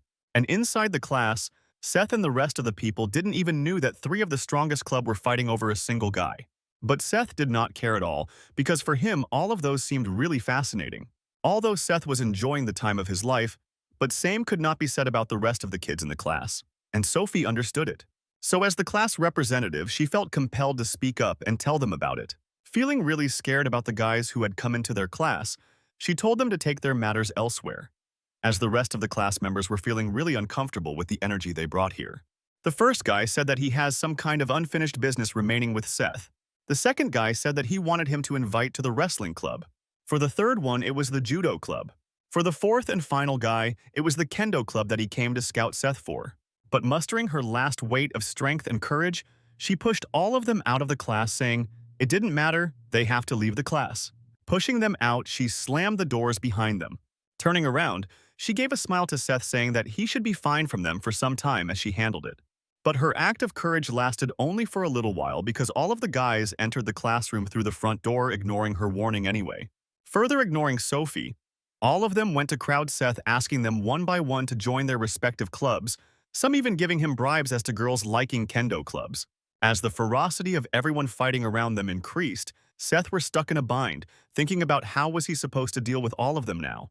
But as a savior, the gym teacher came in time shouting out to everyone, what are they doing crowding around Seth in the class? Just taking one look at everyone and everything present in the class. He was able to roughly estimate what was exactly going on here. Saying that they could complete their work later, he asked them to leave the class for now, further stating that he only got saved for now. The first guy leaned in saying that he will see to this later. After all of them left, the professor's gym teacher called out to Seth, saying to him that he needed to talk about something in the counselor's room. So Seth abided by the teacher and he went and visited him in the counseling room. He started the conversation by stating the state of their school, saying that their school was originally a place for talented athletes. With a hesitant voice, Seth agreed that he knew about the school's state and condition. The teacher finally said what he was truly meaning to say. He invited him to join any kind of sports. He said this because he knew what capability is Seth hold. He was able to witness this by the fight with Brock that he had a few days ago. He got reminded of the dreaded fight with Brock, who had come to the school unannounced, but somehow winning in the end. Teacher said that just like Seth, Brock was also a star athlete student. All of the clubs in the school fought to recruit him into their clubs, and the club fights turned severe over him, and his only worry was to not have the repeat of the same once more. Feeling a little bit annoyed but keeping his cool, Seth replied that he will be fine. He stated that he has to go home really early for work, and he does not have any time to dedicate for sports. The gym teacher slammed his hand onto the table, shouting that how come a fresh man be this much busy with work at this age? With a mocking smile, Seth also agreed with him that why does he have to work so hard? Annoyed by his attitude and sassiness, the teacher shouted that he should stop playing around like this and answer truthfully. Continuing with his nonchalant and slightly annoyed look, Seth said that he was not lying, and rather the kids who should be here are the ones who harassed him in the first place, not him who got harassed. The teacher got startled at such a look of logic from Seth. He continued his request, asking the teacher to tell the other kids to not bother him like this anymore. And at last he added that he never runs away from someone who is looking for a true fight. But this thing is just an annoyance to him. While all of this was playing inside the counseling room, someone was eavesdropping on them, listening to their conversation. It was the council president. He clicked his tongue in anger, annoyed at how arrogant a single person could be, talking to a teacher like this. Hearing the conversation and realizing that he needed to do something about it, he started walking towards some sort of base. It was a desolate, broken building with no signs of any life around it. The room inside was completely filled with smoke from a lot of delinquent kids' cigarettes. He entered the room wanting something to do with all of them. The leader amongst them gave out a big smile, saying, how come someone of such a high stature was coming to a dump like theirs? But for the president, even standing there was like a torture. He had to wear multiple layers of masks, holding his face just so that he does not pass out from the smoke and smell of the cigarettes. Knowing that he was not here just for funs and games, the person got straight to the point and asked what brought him here. With a grim face, he told the guy that he needed him to take care of someone for him. After the long and hard drills day, the day finally came to an end, and Seth left the school. But as he was walking to his car, a certain guy holding a steel pipe as a weapon came in through the hallways.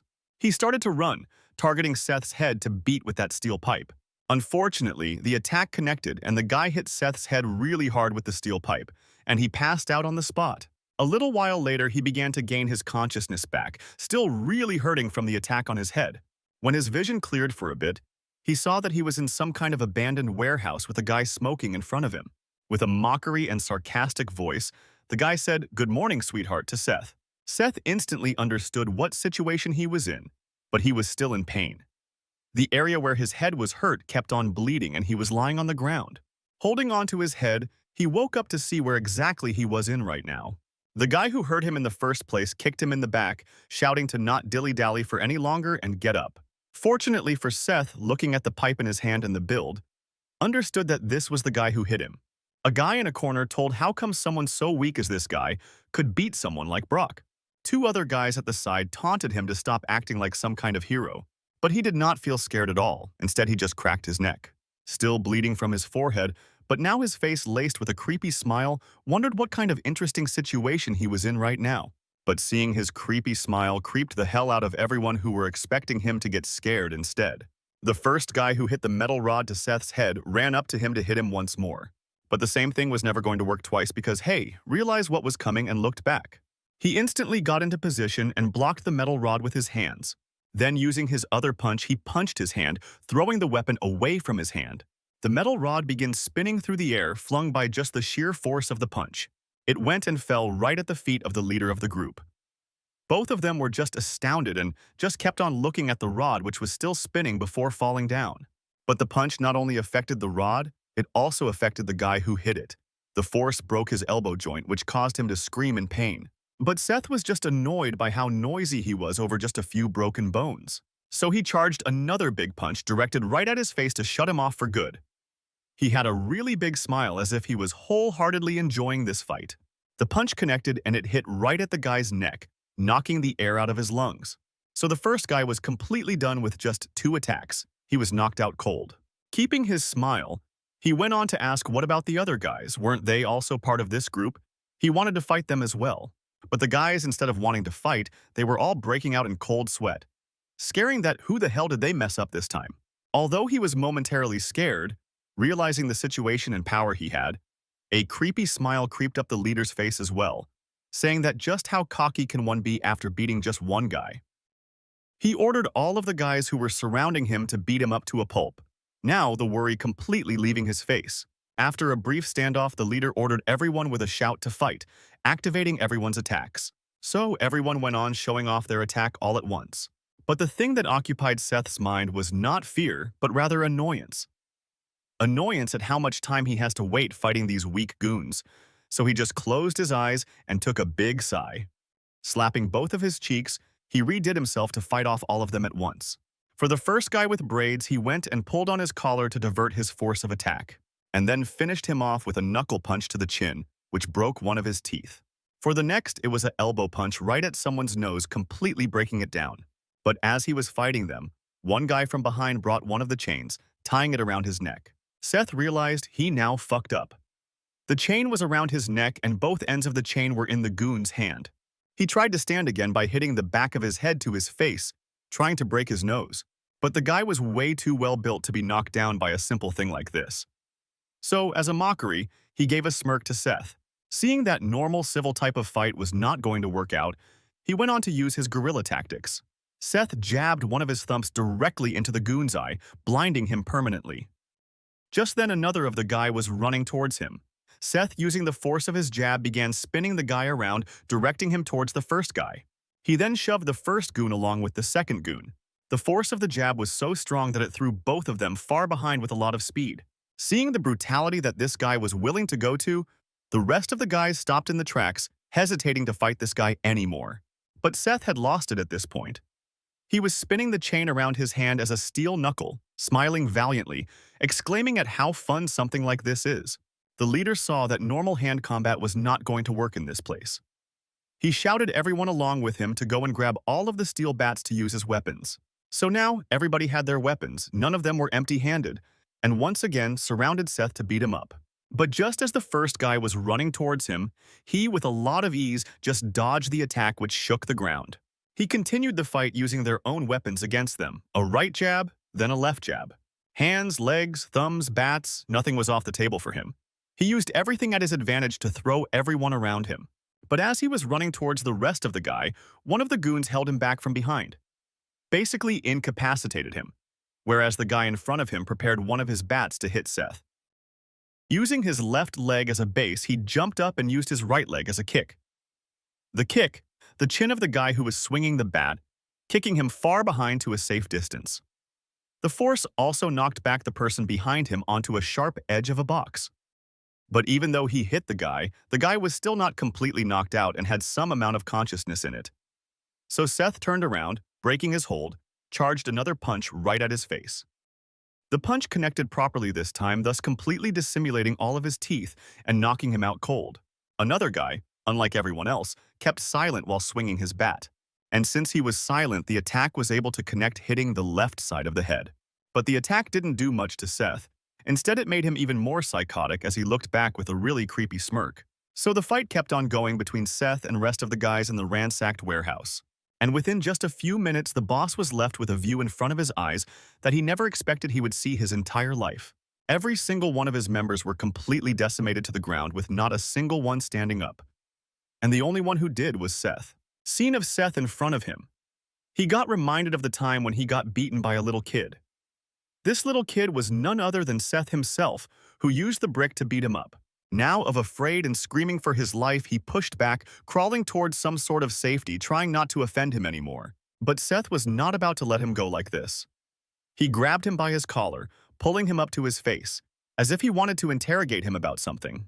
With a bloodied face, Seth asked that who was the one who ordered this hit on him because they did not seem like affiliated with him in any way to hold any kind of grudge. The answer did not surprise him very much. The reaction he gave was similar to once before. Just a look of sigh. Without waiting even a single second, he started walking towards the council room to ask what the hell was this all about. There were still some kids even now in the student council room. Although some of them were feeling sleepy, some like the council president were absolutely active. Over here, the council president was getting more and more worried that why was the goon not contacting him yet to tell him the job was over? But the one who did contact him was none other than Seth, who slid open the door directly into the council president room. Seeing him bloodied like this, the president absolutely lost his cool and started sweating cold sweat. He shouted out to Seth, calling out his full name. He was scared and asking how did he manage to get here. But Seth did not give a damn. He did not utter a single word. He just held the president by his hair and slammed it down onto the ground, breaking the table. And he asked one question repeatedly. Why did he do it? Why did he order the hit on him? What did he ever do to him? But just at this moment, Sophie came into the room to ask something about the president. But seeing the scene, light left her eyes as she started to stutter. What the hell was going on in the room? Without answering anything, he grabbed a completely bruised with broken specs till a president showing his face to Sophie, bringing his face close to president's ear. He told that he got lucky this time because Sophie was there to save him, and thus dropping him off, he started to walk away nonchalantly. The rest of the girls in the student room were in the corner shaking. But Seth did not even care to explain himself or say why he was there. He just quietly crossed by Sophie, who was standing completely still, afraid and scared. The next day came by just as usual without any mercy. Everybody was engrossed in their task, but Sophie was sitting in shock at her school. She did not even look at others. Her gaze was down and her air around her seemed completely depressed. She was just reminded of the time a completely bloodied Seth just walked past her after hitting the club president without even explaining what happened. She turned around to see the place where Seth used to sit but now completely empty. But outside, Seth was sitting in the luxury cars along with his bodyguard and with some other people as well. The bodyguard said that he won't pry into what exactly happened the last night, but for his safety he is going to assign him some bodyguards. Holding his head, he groaned that this was not thing much. He was going to be fine. These bodyguards were just going to be a pain for him. The bodyguard telling him the gravity of the situation said that his face was completely cut up from bruises and weapons. This is not nothing. A little bit annoyed, Seth said that this was just a school brawl. There were no major party involved and there were no way a bodyguard can be brought into the school. Respecting his dignity, the bodyguard said that he won't tell the other guards to go inside the classes, but rather outside the school, as he knew that he can take care of himself. Things got more and more heated slowly. Seth kept on arguing that he did not need any kind of bodyguard as it would ruin his social life. Whereas the bodyguard said that he needs to give him some cards because even in the business things were not looking so good with the Bujhan and Pohang leaders. The second he brought his dad's business into the conversation, Seth just shut himself up, holding his head and groaning that way. Now he was stuck. So, asking for a compromise, Seth said that he will only agree for the guards if they agree to stay out of his sight. So his uncle finally agreed and he went back to his classroom with his head completely bandaged. Upon seeing his head bandaged like this, the one who was shocked the most was Sophie. But remembering the incident which he had caused the last night, beating up the club president's head into the table, she could not say anything and turned her gaze away. Victor, who was sleeping in the class, noticed Seth and looked up and stared at the bandaging at his head. He asked what the hell was he looking at. Giving a slight chuckle, he said, "Where the hell did he got beat up and shame on him?" Seth got absolutely furious at this comment and was growling the entire time. Trying to explain his injuries, he said that it was 14-1, so this much amount of injuries justified. But Victor kept on teasing Seth by saying that he was uttering bullshit. Now Seth was angry for a different set of reasons. The school went on as usual, but during one of the periods during the lunch break, the comm system started going off because somebody wanted to make some sort of announcement. The announcement was for Seth. The PEA system called him to the office because the principal wanted to talk with him about something. Both Sophie and Victor were confused as to what happened this time. Why was he called to the office once more? Getting up, Seth asked Victor that where was the principal's office. Trying to guess for a little while, Victor tried to advise him what could have been the problem. He asked whether there was any kind of problem with Jason.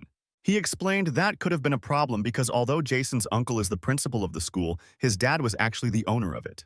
And as he was going back, Victor told Seth to be wary of these people because they were powerful, they could do whatever they want. And thus, with an annoyed sigh as to what will happen now, he entered the principal's office where some of the teachers, the club president and the principal were sitting.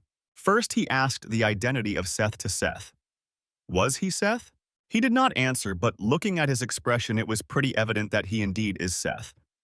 The principal pulled out some papers saying that since his transfer in the school, he has been causing non-stop trouble for everyone. But the president, who was standing at the side of the principal, was giving out a slight smirk, acting as if he had won, but in reality, he was the one hiding behind the tails of his parents' influence. The principal stated that first case of violence was when he came to the school where he beat up 3 kids. Then when he beat up Brock, an illegal, and watched over Duel.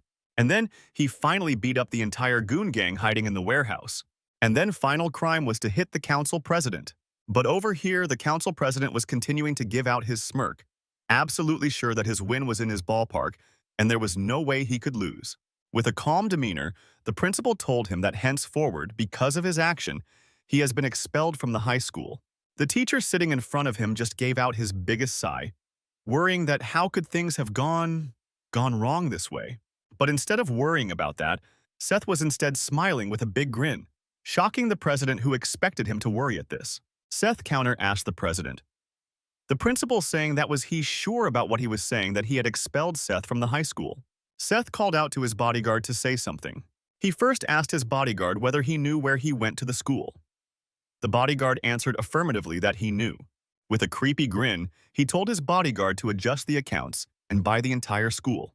Just at Seth's one call, the entire guard regime came to the school. All of the kids were sitting at the door murmuring about what the hell was happening here. It was the main guard uncle. He brought the cars to the school while holding some legal documents in his hand to negotiate the contacts with the school's authorities. Hearing the ruckus outside, the principal asked Seth that what did he do? Keeping his cheeky nature, he tried to act innocent, said, who the hell knows what he did? When a lot of people came into the room, the principal and the president shouted, who the hell are they? But without the answer, they went on to sit in front of the principal. But as somebody was continuously shouting, who were they? Someone knuckle-punched him in his neck to shut him up. It was the meek driver. He told president to stop talking if he wanted to live any longer. The main guard uncle pulled up the documents and threw it in front of the principal's chair, completely in anger but keeping his calm. The principal asked, how dare they bring such people into holy school grounds? The guard said to first read the documents, then they will talk. Not expecting what to see, the moment he pulled out the paper, just the first line shocked the hell out of him. It was a list of illegal activities which the head had involved the school with for the past 3 years. Now, completely losing his cool, he asked what the hell did he want from him, that he found out such deep information about him. Getting straight to the point, he said that he just wanted the rights to the school, and if he did that, all of them will quietly go away without bothering anyone. The principal tried to protest, seeing how dare they use the school as a transaction method for someone's evil deeds.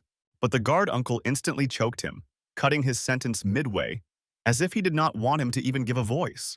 Now annoyed, the main guard started to list out his evil deeds one by one, like using the school's lunch money to support his life with the side chick. The guard was perfectly straight in what he wanted to keep things easy, to hand over the documents of the school and to be civilized in this transaction, and nothing would get ugly. In the house, the main owner of the school asked principal what the hell happened that morning. The principal said he could not do anything as he had no power, and he had to sell the school to that guy. The owner slammed his hand on the table, asking how could he sell his own blood and sweat? Was he out of his mind or something? But the principal kept his head down, repeatedly asking for forgiveness for his mistake. Seeing who was the one who bought their school, he got reminded that the Sunshine Group of Corporation was just a pack of thugs acting as a legitimate company. Just then the owner's son, the student council president, came into the room asking what were they talking about. With anger, the father asked his son what exactly happened at the school. But just as his mistake was too grave, he had a really hard time starting from where he would start. But realizing that his father was the only one who could do anything at this point, he straight up told everything to him. From the time how he put a hit on Seth, and how he caught Seth, called his uncles, how they brought the school, everything. Realizing this is out of his son's territory, he called up the senator on the phone. According to the head of the senator, the secretary came. He told them that there might be a company called Sunshine Group of Corporations that they might need to have a look on.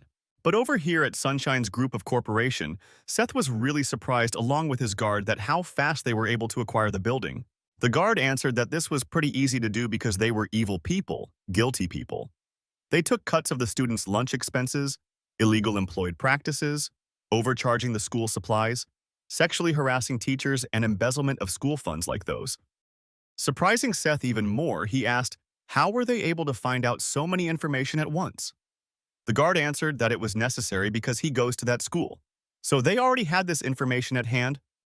The next question put him in a bind. He asked who was he going to choose as the next chairman of the school. After all, he bought the school, so he must be having someone in mind. Having to think about all the candidates, the interviews, the choosing, the checking, put him once more in a cold sweat. Over here, the guard thought that he must be having someone in his mind already. But Seth did not have any kind of plan. He just impulsively called his guard uncle on the spot to buy the school without any further thoughts. So just as before comes the next day at Seth's high school. Although he was the owner of the school now, he did not bother himself showing as one. He just went in as a normal student. But as he went and sat on his seat, Victor just kept looking at him without answering anything. Even after asking what he wanted, Victor just stayed quiet and kept on scratching his hair. Just by then, Sophie came into the scene watching both of them. She felt the need to talk about the incident. She went and meekly asked them that what happened in the office afterwards, because she could not find him after he left bloodily. Seth was somber. He asked how could she worry about someone like him whom she saw in such a negative light. Trying to negate any kind of personal feelings, she said that she worried about him because he was a classmate of hers and she was the class representative. Seth, knowing that she did not hate him, gave out a small grin, saying that everything was okay. She doesn't need to worry about anything. But just then, the council president barged into the room, shouting out his name, calling him a bastard and cussing him. Victor was apathetic as usual, kept his head down, while Sophie was shocked beyond belief. From the doorway, the council president shouted that no way in hell he would be scared of a pathetic thug like him. Without answering, he just started walking up to him silently. But before he could put another step in front of his foot, the president slammed the door shut and ran away with tails between his legs. Seth was confused.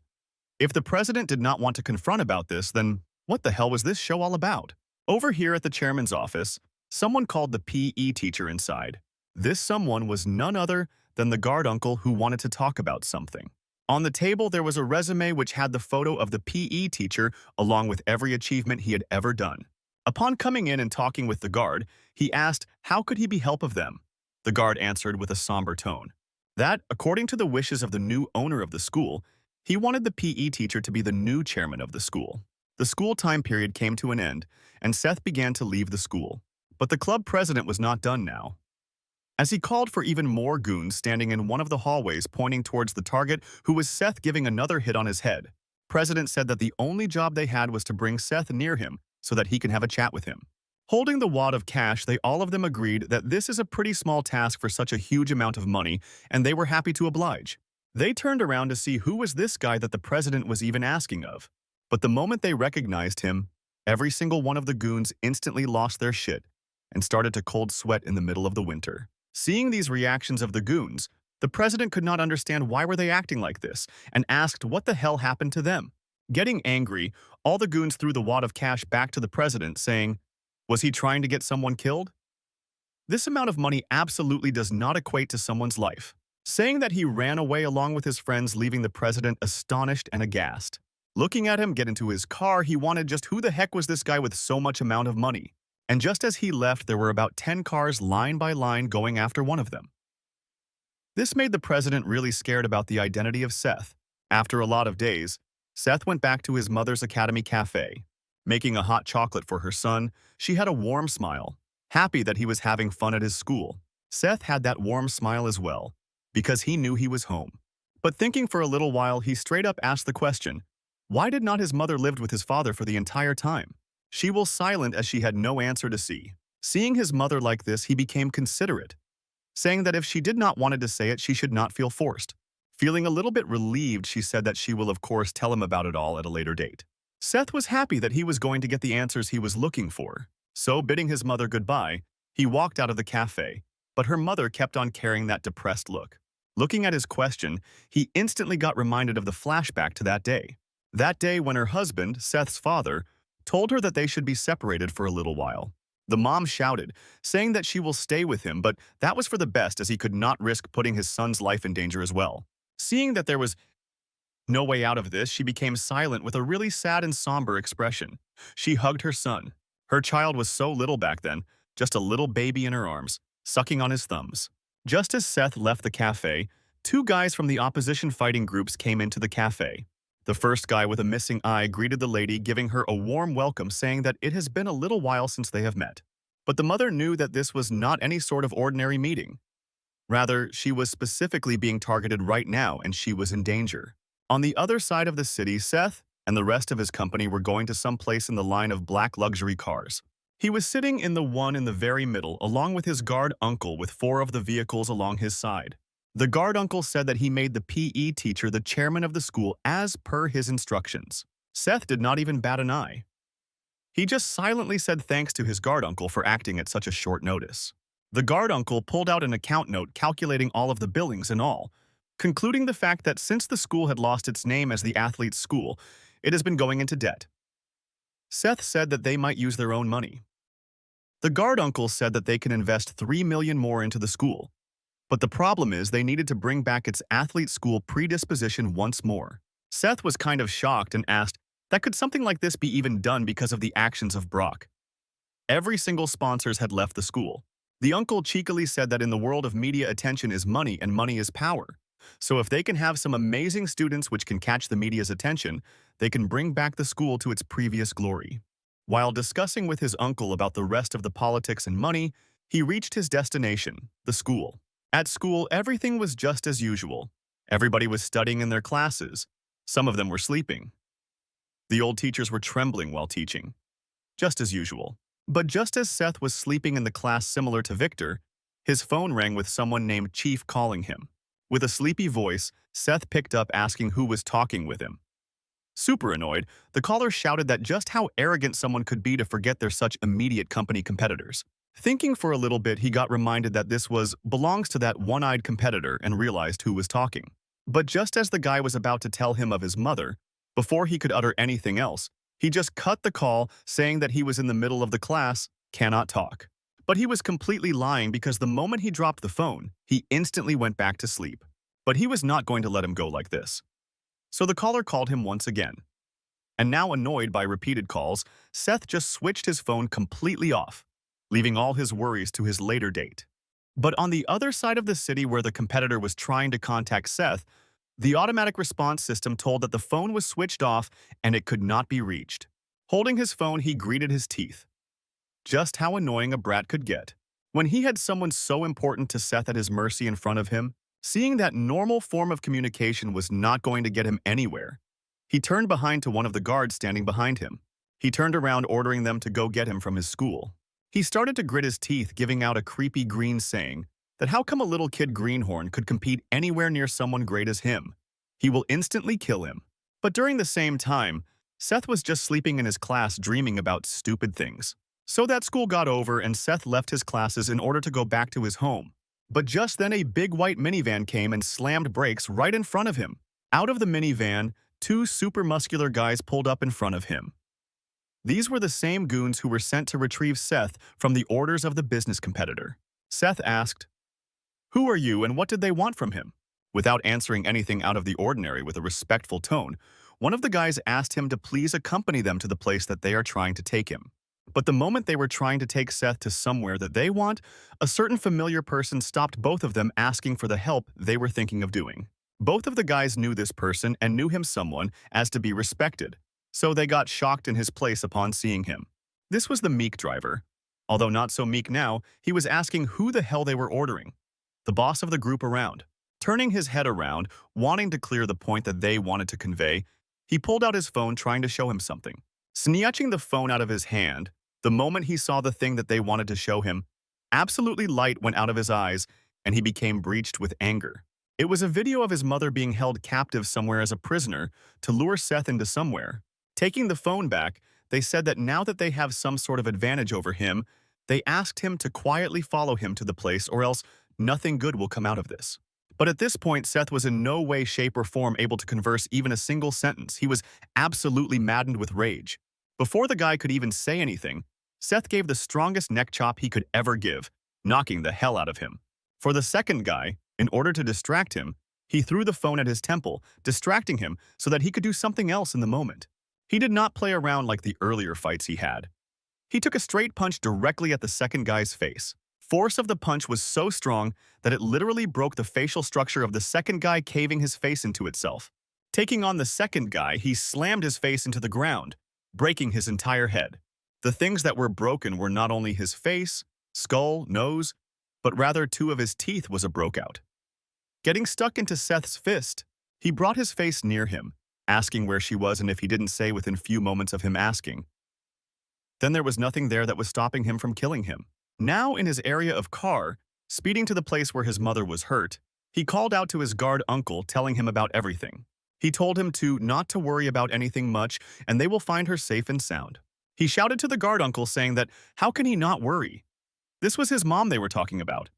He is going to absolutely kill them all by life. The guard uncle shouted to him saying that this is exactly what they wanted to make him lose his mind. He told him to calm down and they are not going to hurt her in any way. Even though he knew that this was a trap that he was getting into, he could not help himself. Over at the place where his mother was being held, he kept on calling Seth, shouting at her why the hell was he not picking up. Controlling himself, he told her that there was nothing to worry about. He did not have any kind of grudge against her, but he knew that such a little kid should not be the one to run the family.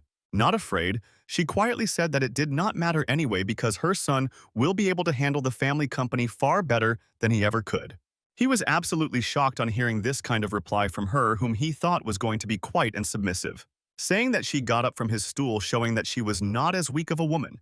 She stood completely tall as she towered over the figures of the ones who had captured her. Her eyes were not filled with fear, sadness, they were filled with disgust. Look of disgust and judgment that she was giving to this guy. All cars were screaming on the roads trying to reach to the place of her capture as fast as possible. The most anxious among them was Seth. He was barely able to control himself and only stayed quiet because of his guard uncle's advice. After reaching a few wrong places, they finally reached the construction site from where those guys called him. Getting off the car, he got ready to fight, asking guard uncle that what did he knew about mother that made him so sure that she was going to absolutely be fine. But he did not answer. He stayed quiet and looked at the direction where sounds were coming in from the building. But Seth, after hearing that he did not stood still, he jumped and started sprinting towards the direction of the fighter. After struggling his way through narrow corridors and a lot of cluttered stairs, he was finally able to reach the room where his mother was slamming the door open. But the scene that he saw unfolded in front of his eyes absolutely left him speechless. There his mother was standing strong among a lot of knocked out bodies lying around her. For his final victim, she held the collar of the guy who ordered her hit in the first place, screaming for mercy, requesting her to let him go. Seth now calming down for a bit. What the hell happened over here? Who did all of this? Then shouted out if she was okay. But as realization began to hit, what had happened here? Cold sweat began to flow down his face. His pupils got constricted as he asked his mom, who was she? Unfortunately, this is the side of his mom that she never wanted her son to see. She looked at him and turned her gaze away as if she was ashamed of something. Just then the guard uncle came up walking through the door, bowing down to his mother, asking for forgiveness for letting this happen. Leaving the collar, she said that she was going to leave from here, letting everything on him to handle from now on. The moment she left his collar, he instantly crawled back, hiding his face, begging for mercy, shouting for someone to save him.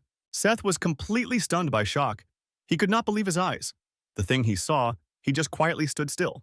As she went past Seth, she called out to him saying that they should go for now as the opening time of cafe was coming soon, and the customers might be waiting for her. Seth looked around at the person whom he used to consider his mother. Being able to knock out so many people at once and traumatize a person till the point he started to beg for mercy.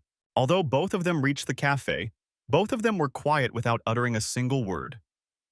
The mother was ashamed for her action, whereas Seth took time to process what he just saw. Not being able to think anymore, he just asked her what was the meaning of this. How could she be able to fight so well? She said that it was her secret. She is not comfortable sharing it now, but she will once the times comes. so she wanted him to be patient. He respected her request for distance, but even then, he told that it did not make any sense at all. It was not physically possible. She answered him that although he might have seen a different side of her today, she was still his mother. Although Seth did not push any further, but he was absolutely not satisfied by the answer he got from her. Outside the cafe, the meek driver was smoking a cigarette, inhaling this smoke. But the moment the main guard bodyguard uncle came, the meek driver threw away his cigarette, acting completely normal. He turned his attention around to Seth, who was sitting along with his mother having a conversation. Just as he was thinking about them, he got reminded of the time of Seth's childhood.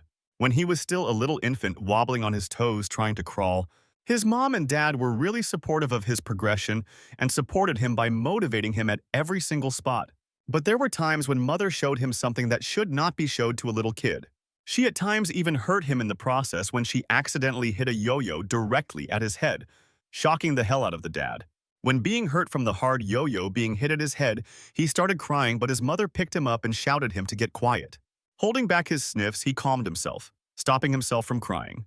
In order to make sure if he learned his lesson, she brought out you once more, spinning it around him.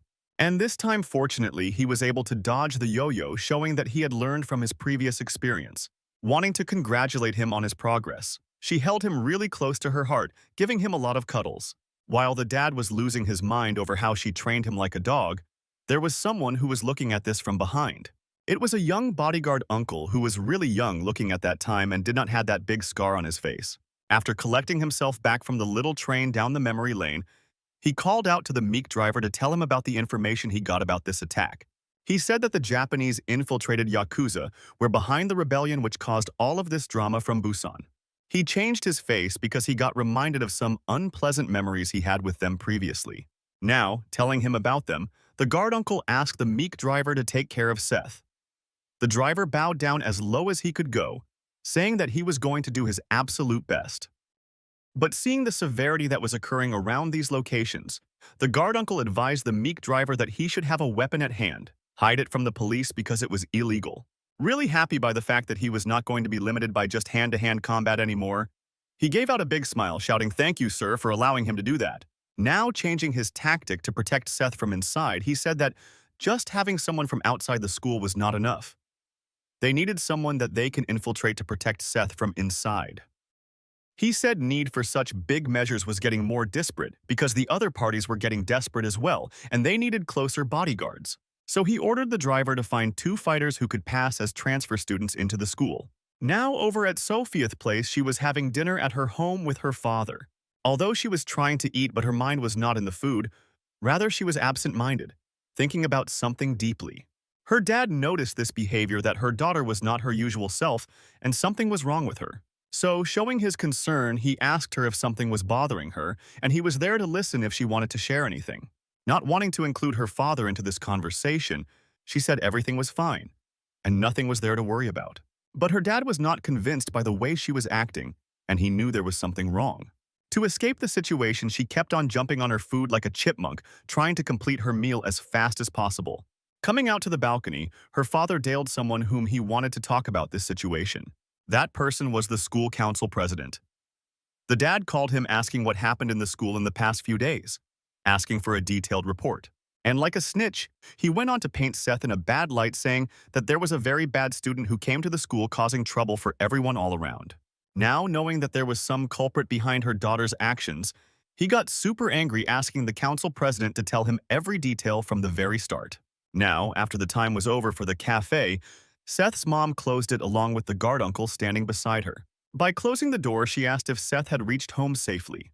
The guard uncle assured him that there was nothing to worry about. He had reached home safely, and there were some bodyguards that were surrounding for his protection. Furthermore, he said sorry for his lack of any action regarding the father's situation. She said it was fine, and he offered to take her back to her home. With a smile, the mother said that there was no need for him to do that because she was away from Seth in the first place because she did not want him to get into any trouble. Back in his room, Seth tried his best to sleep, but the incidents of the day earlier could not let him sleep at all. He was twisting and tossing around. He woke up in cold sweat, shouting to the air, just what the hell did he witness today? What the hell happened? Now, back at Yakuza's safe house. The competitors were talking about themselves. With the family competitor bowing at the legs of the chief, He asked for forgiveness as he said that he failed taking over the business. He clicked his tongue saying that this is why Koreans are also untrustworthy. Cannot even give them a normal task. Now that they had failed taking over the company, the guy asked what should be their next course of action, giving out a big puff of smoke from his pipe. He said that they should use everything they have got. Now that situation has come to this. The boss ordered him to send Akira. Now, at the school, since gym teacher had changed from just gym teacher to the chairman of the school, he changed his get-off from his casual tracksuit and coat suit and pants, which was really awkward for him to wear around. Looking at the big mountains of paper that he has to deal with, he told himself just a day ago he was the gym teacher, now the chairman of the school. Just what the world had come to. Just a moment later, after he sat on his table, the phone started to ring. It was the PA phone that his assistant directed towards him. This was the call from the bodyguard uncle. He introduced himself as the Sunshine Corporation. They told him that there was going to be a transfer student at the school. They requested him to be put in the same class as Seth. Without explaining anything, the chairman was left shocked as to what was happening. He tried to contact it, but the call was cut midway. Just then a knock was heard from the door. Someone was trying to get him. After such a call, getting such a knock, the chairman got startled. It was Brock. He was the one who came to the school. The chairman asked that why did Brock come to the school? He never came to the school, and this was such a rare sight for someone like him. He had come to the school to first congratulate his gym teacher on becoming the chairman, but he also came holding a favor that he wanted to ask from him. Holding his somber expression, he asked the chairman that he wanted to complete his education, so he requested to be granted to the school again so that he can at least graduate. The chairman was completely shocked at Brock's such a sincere show of sincerity.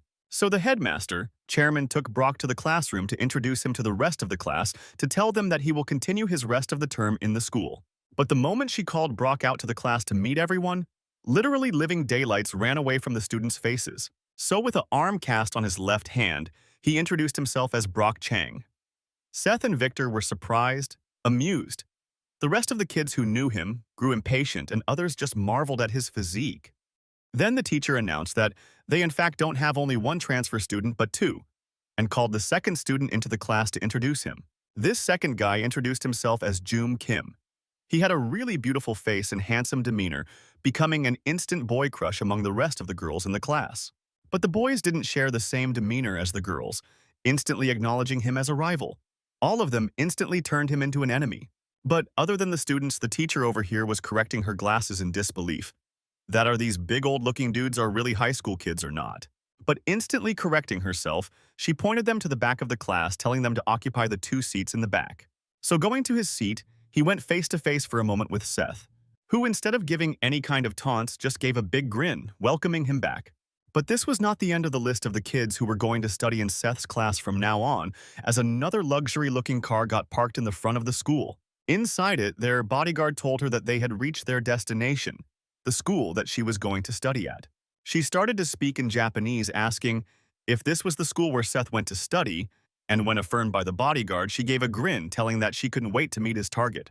So in the school, everyone was in a complete mess right now, whoever was in Seth's class.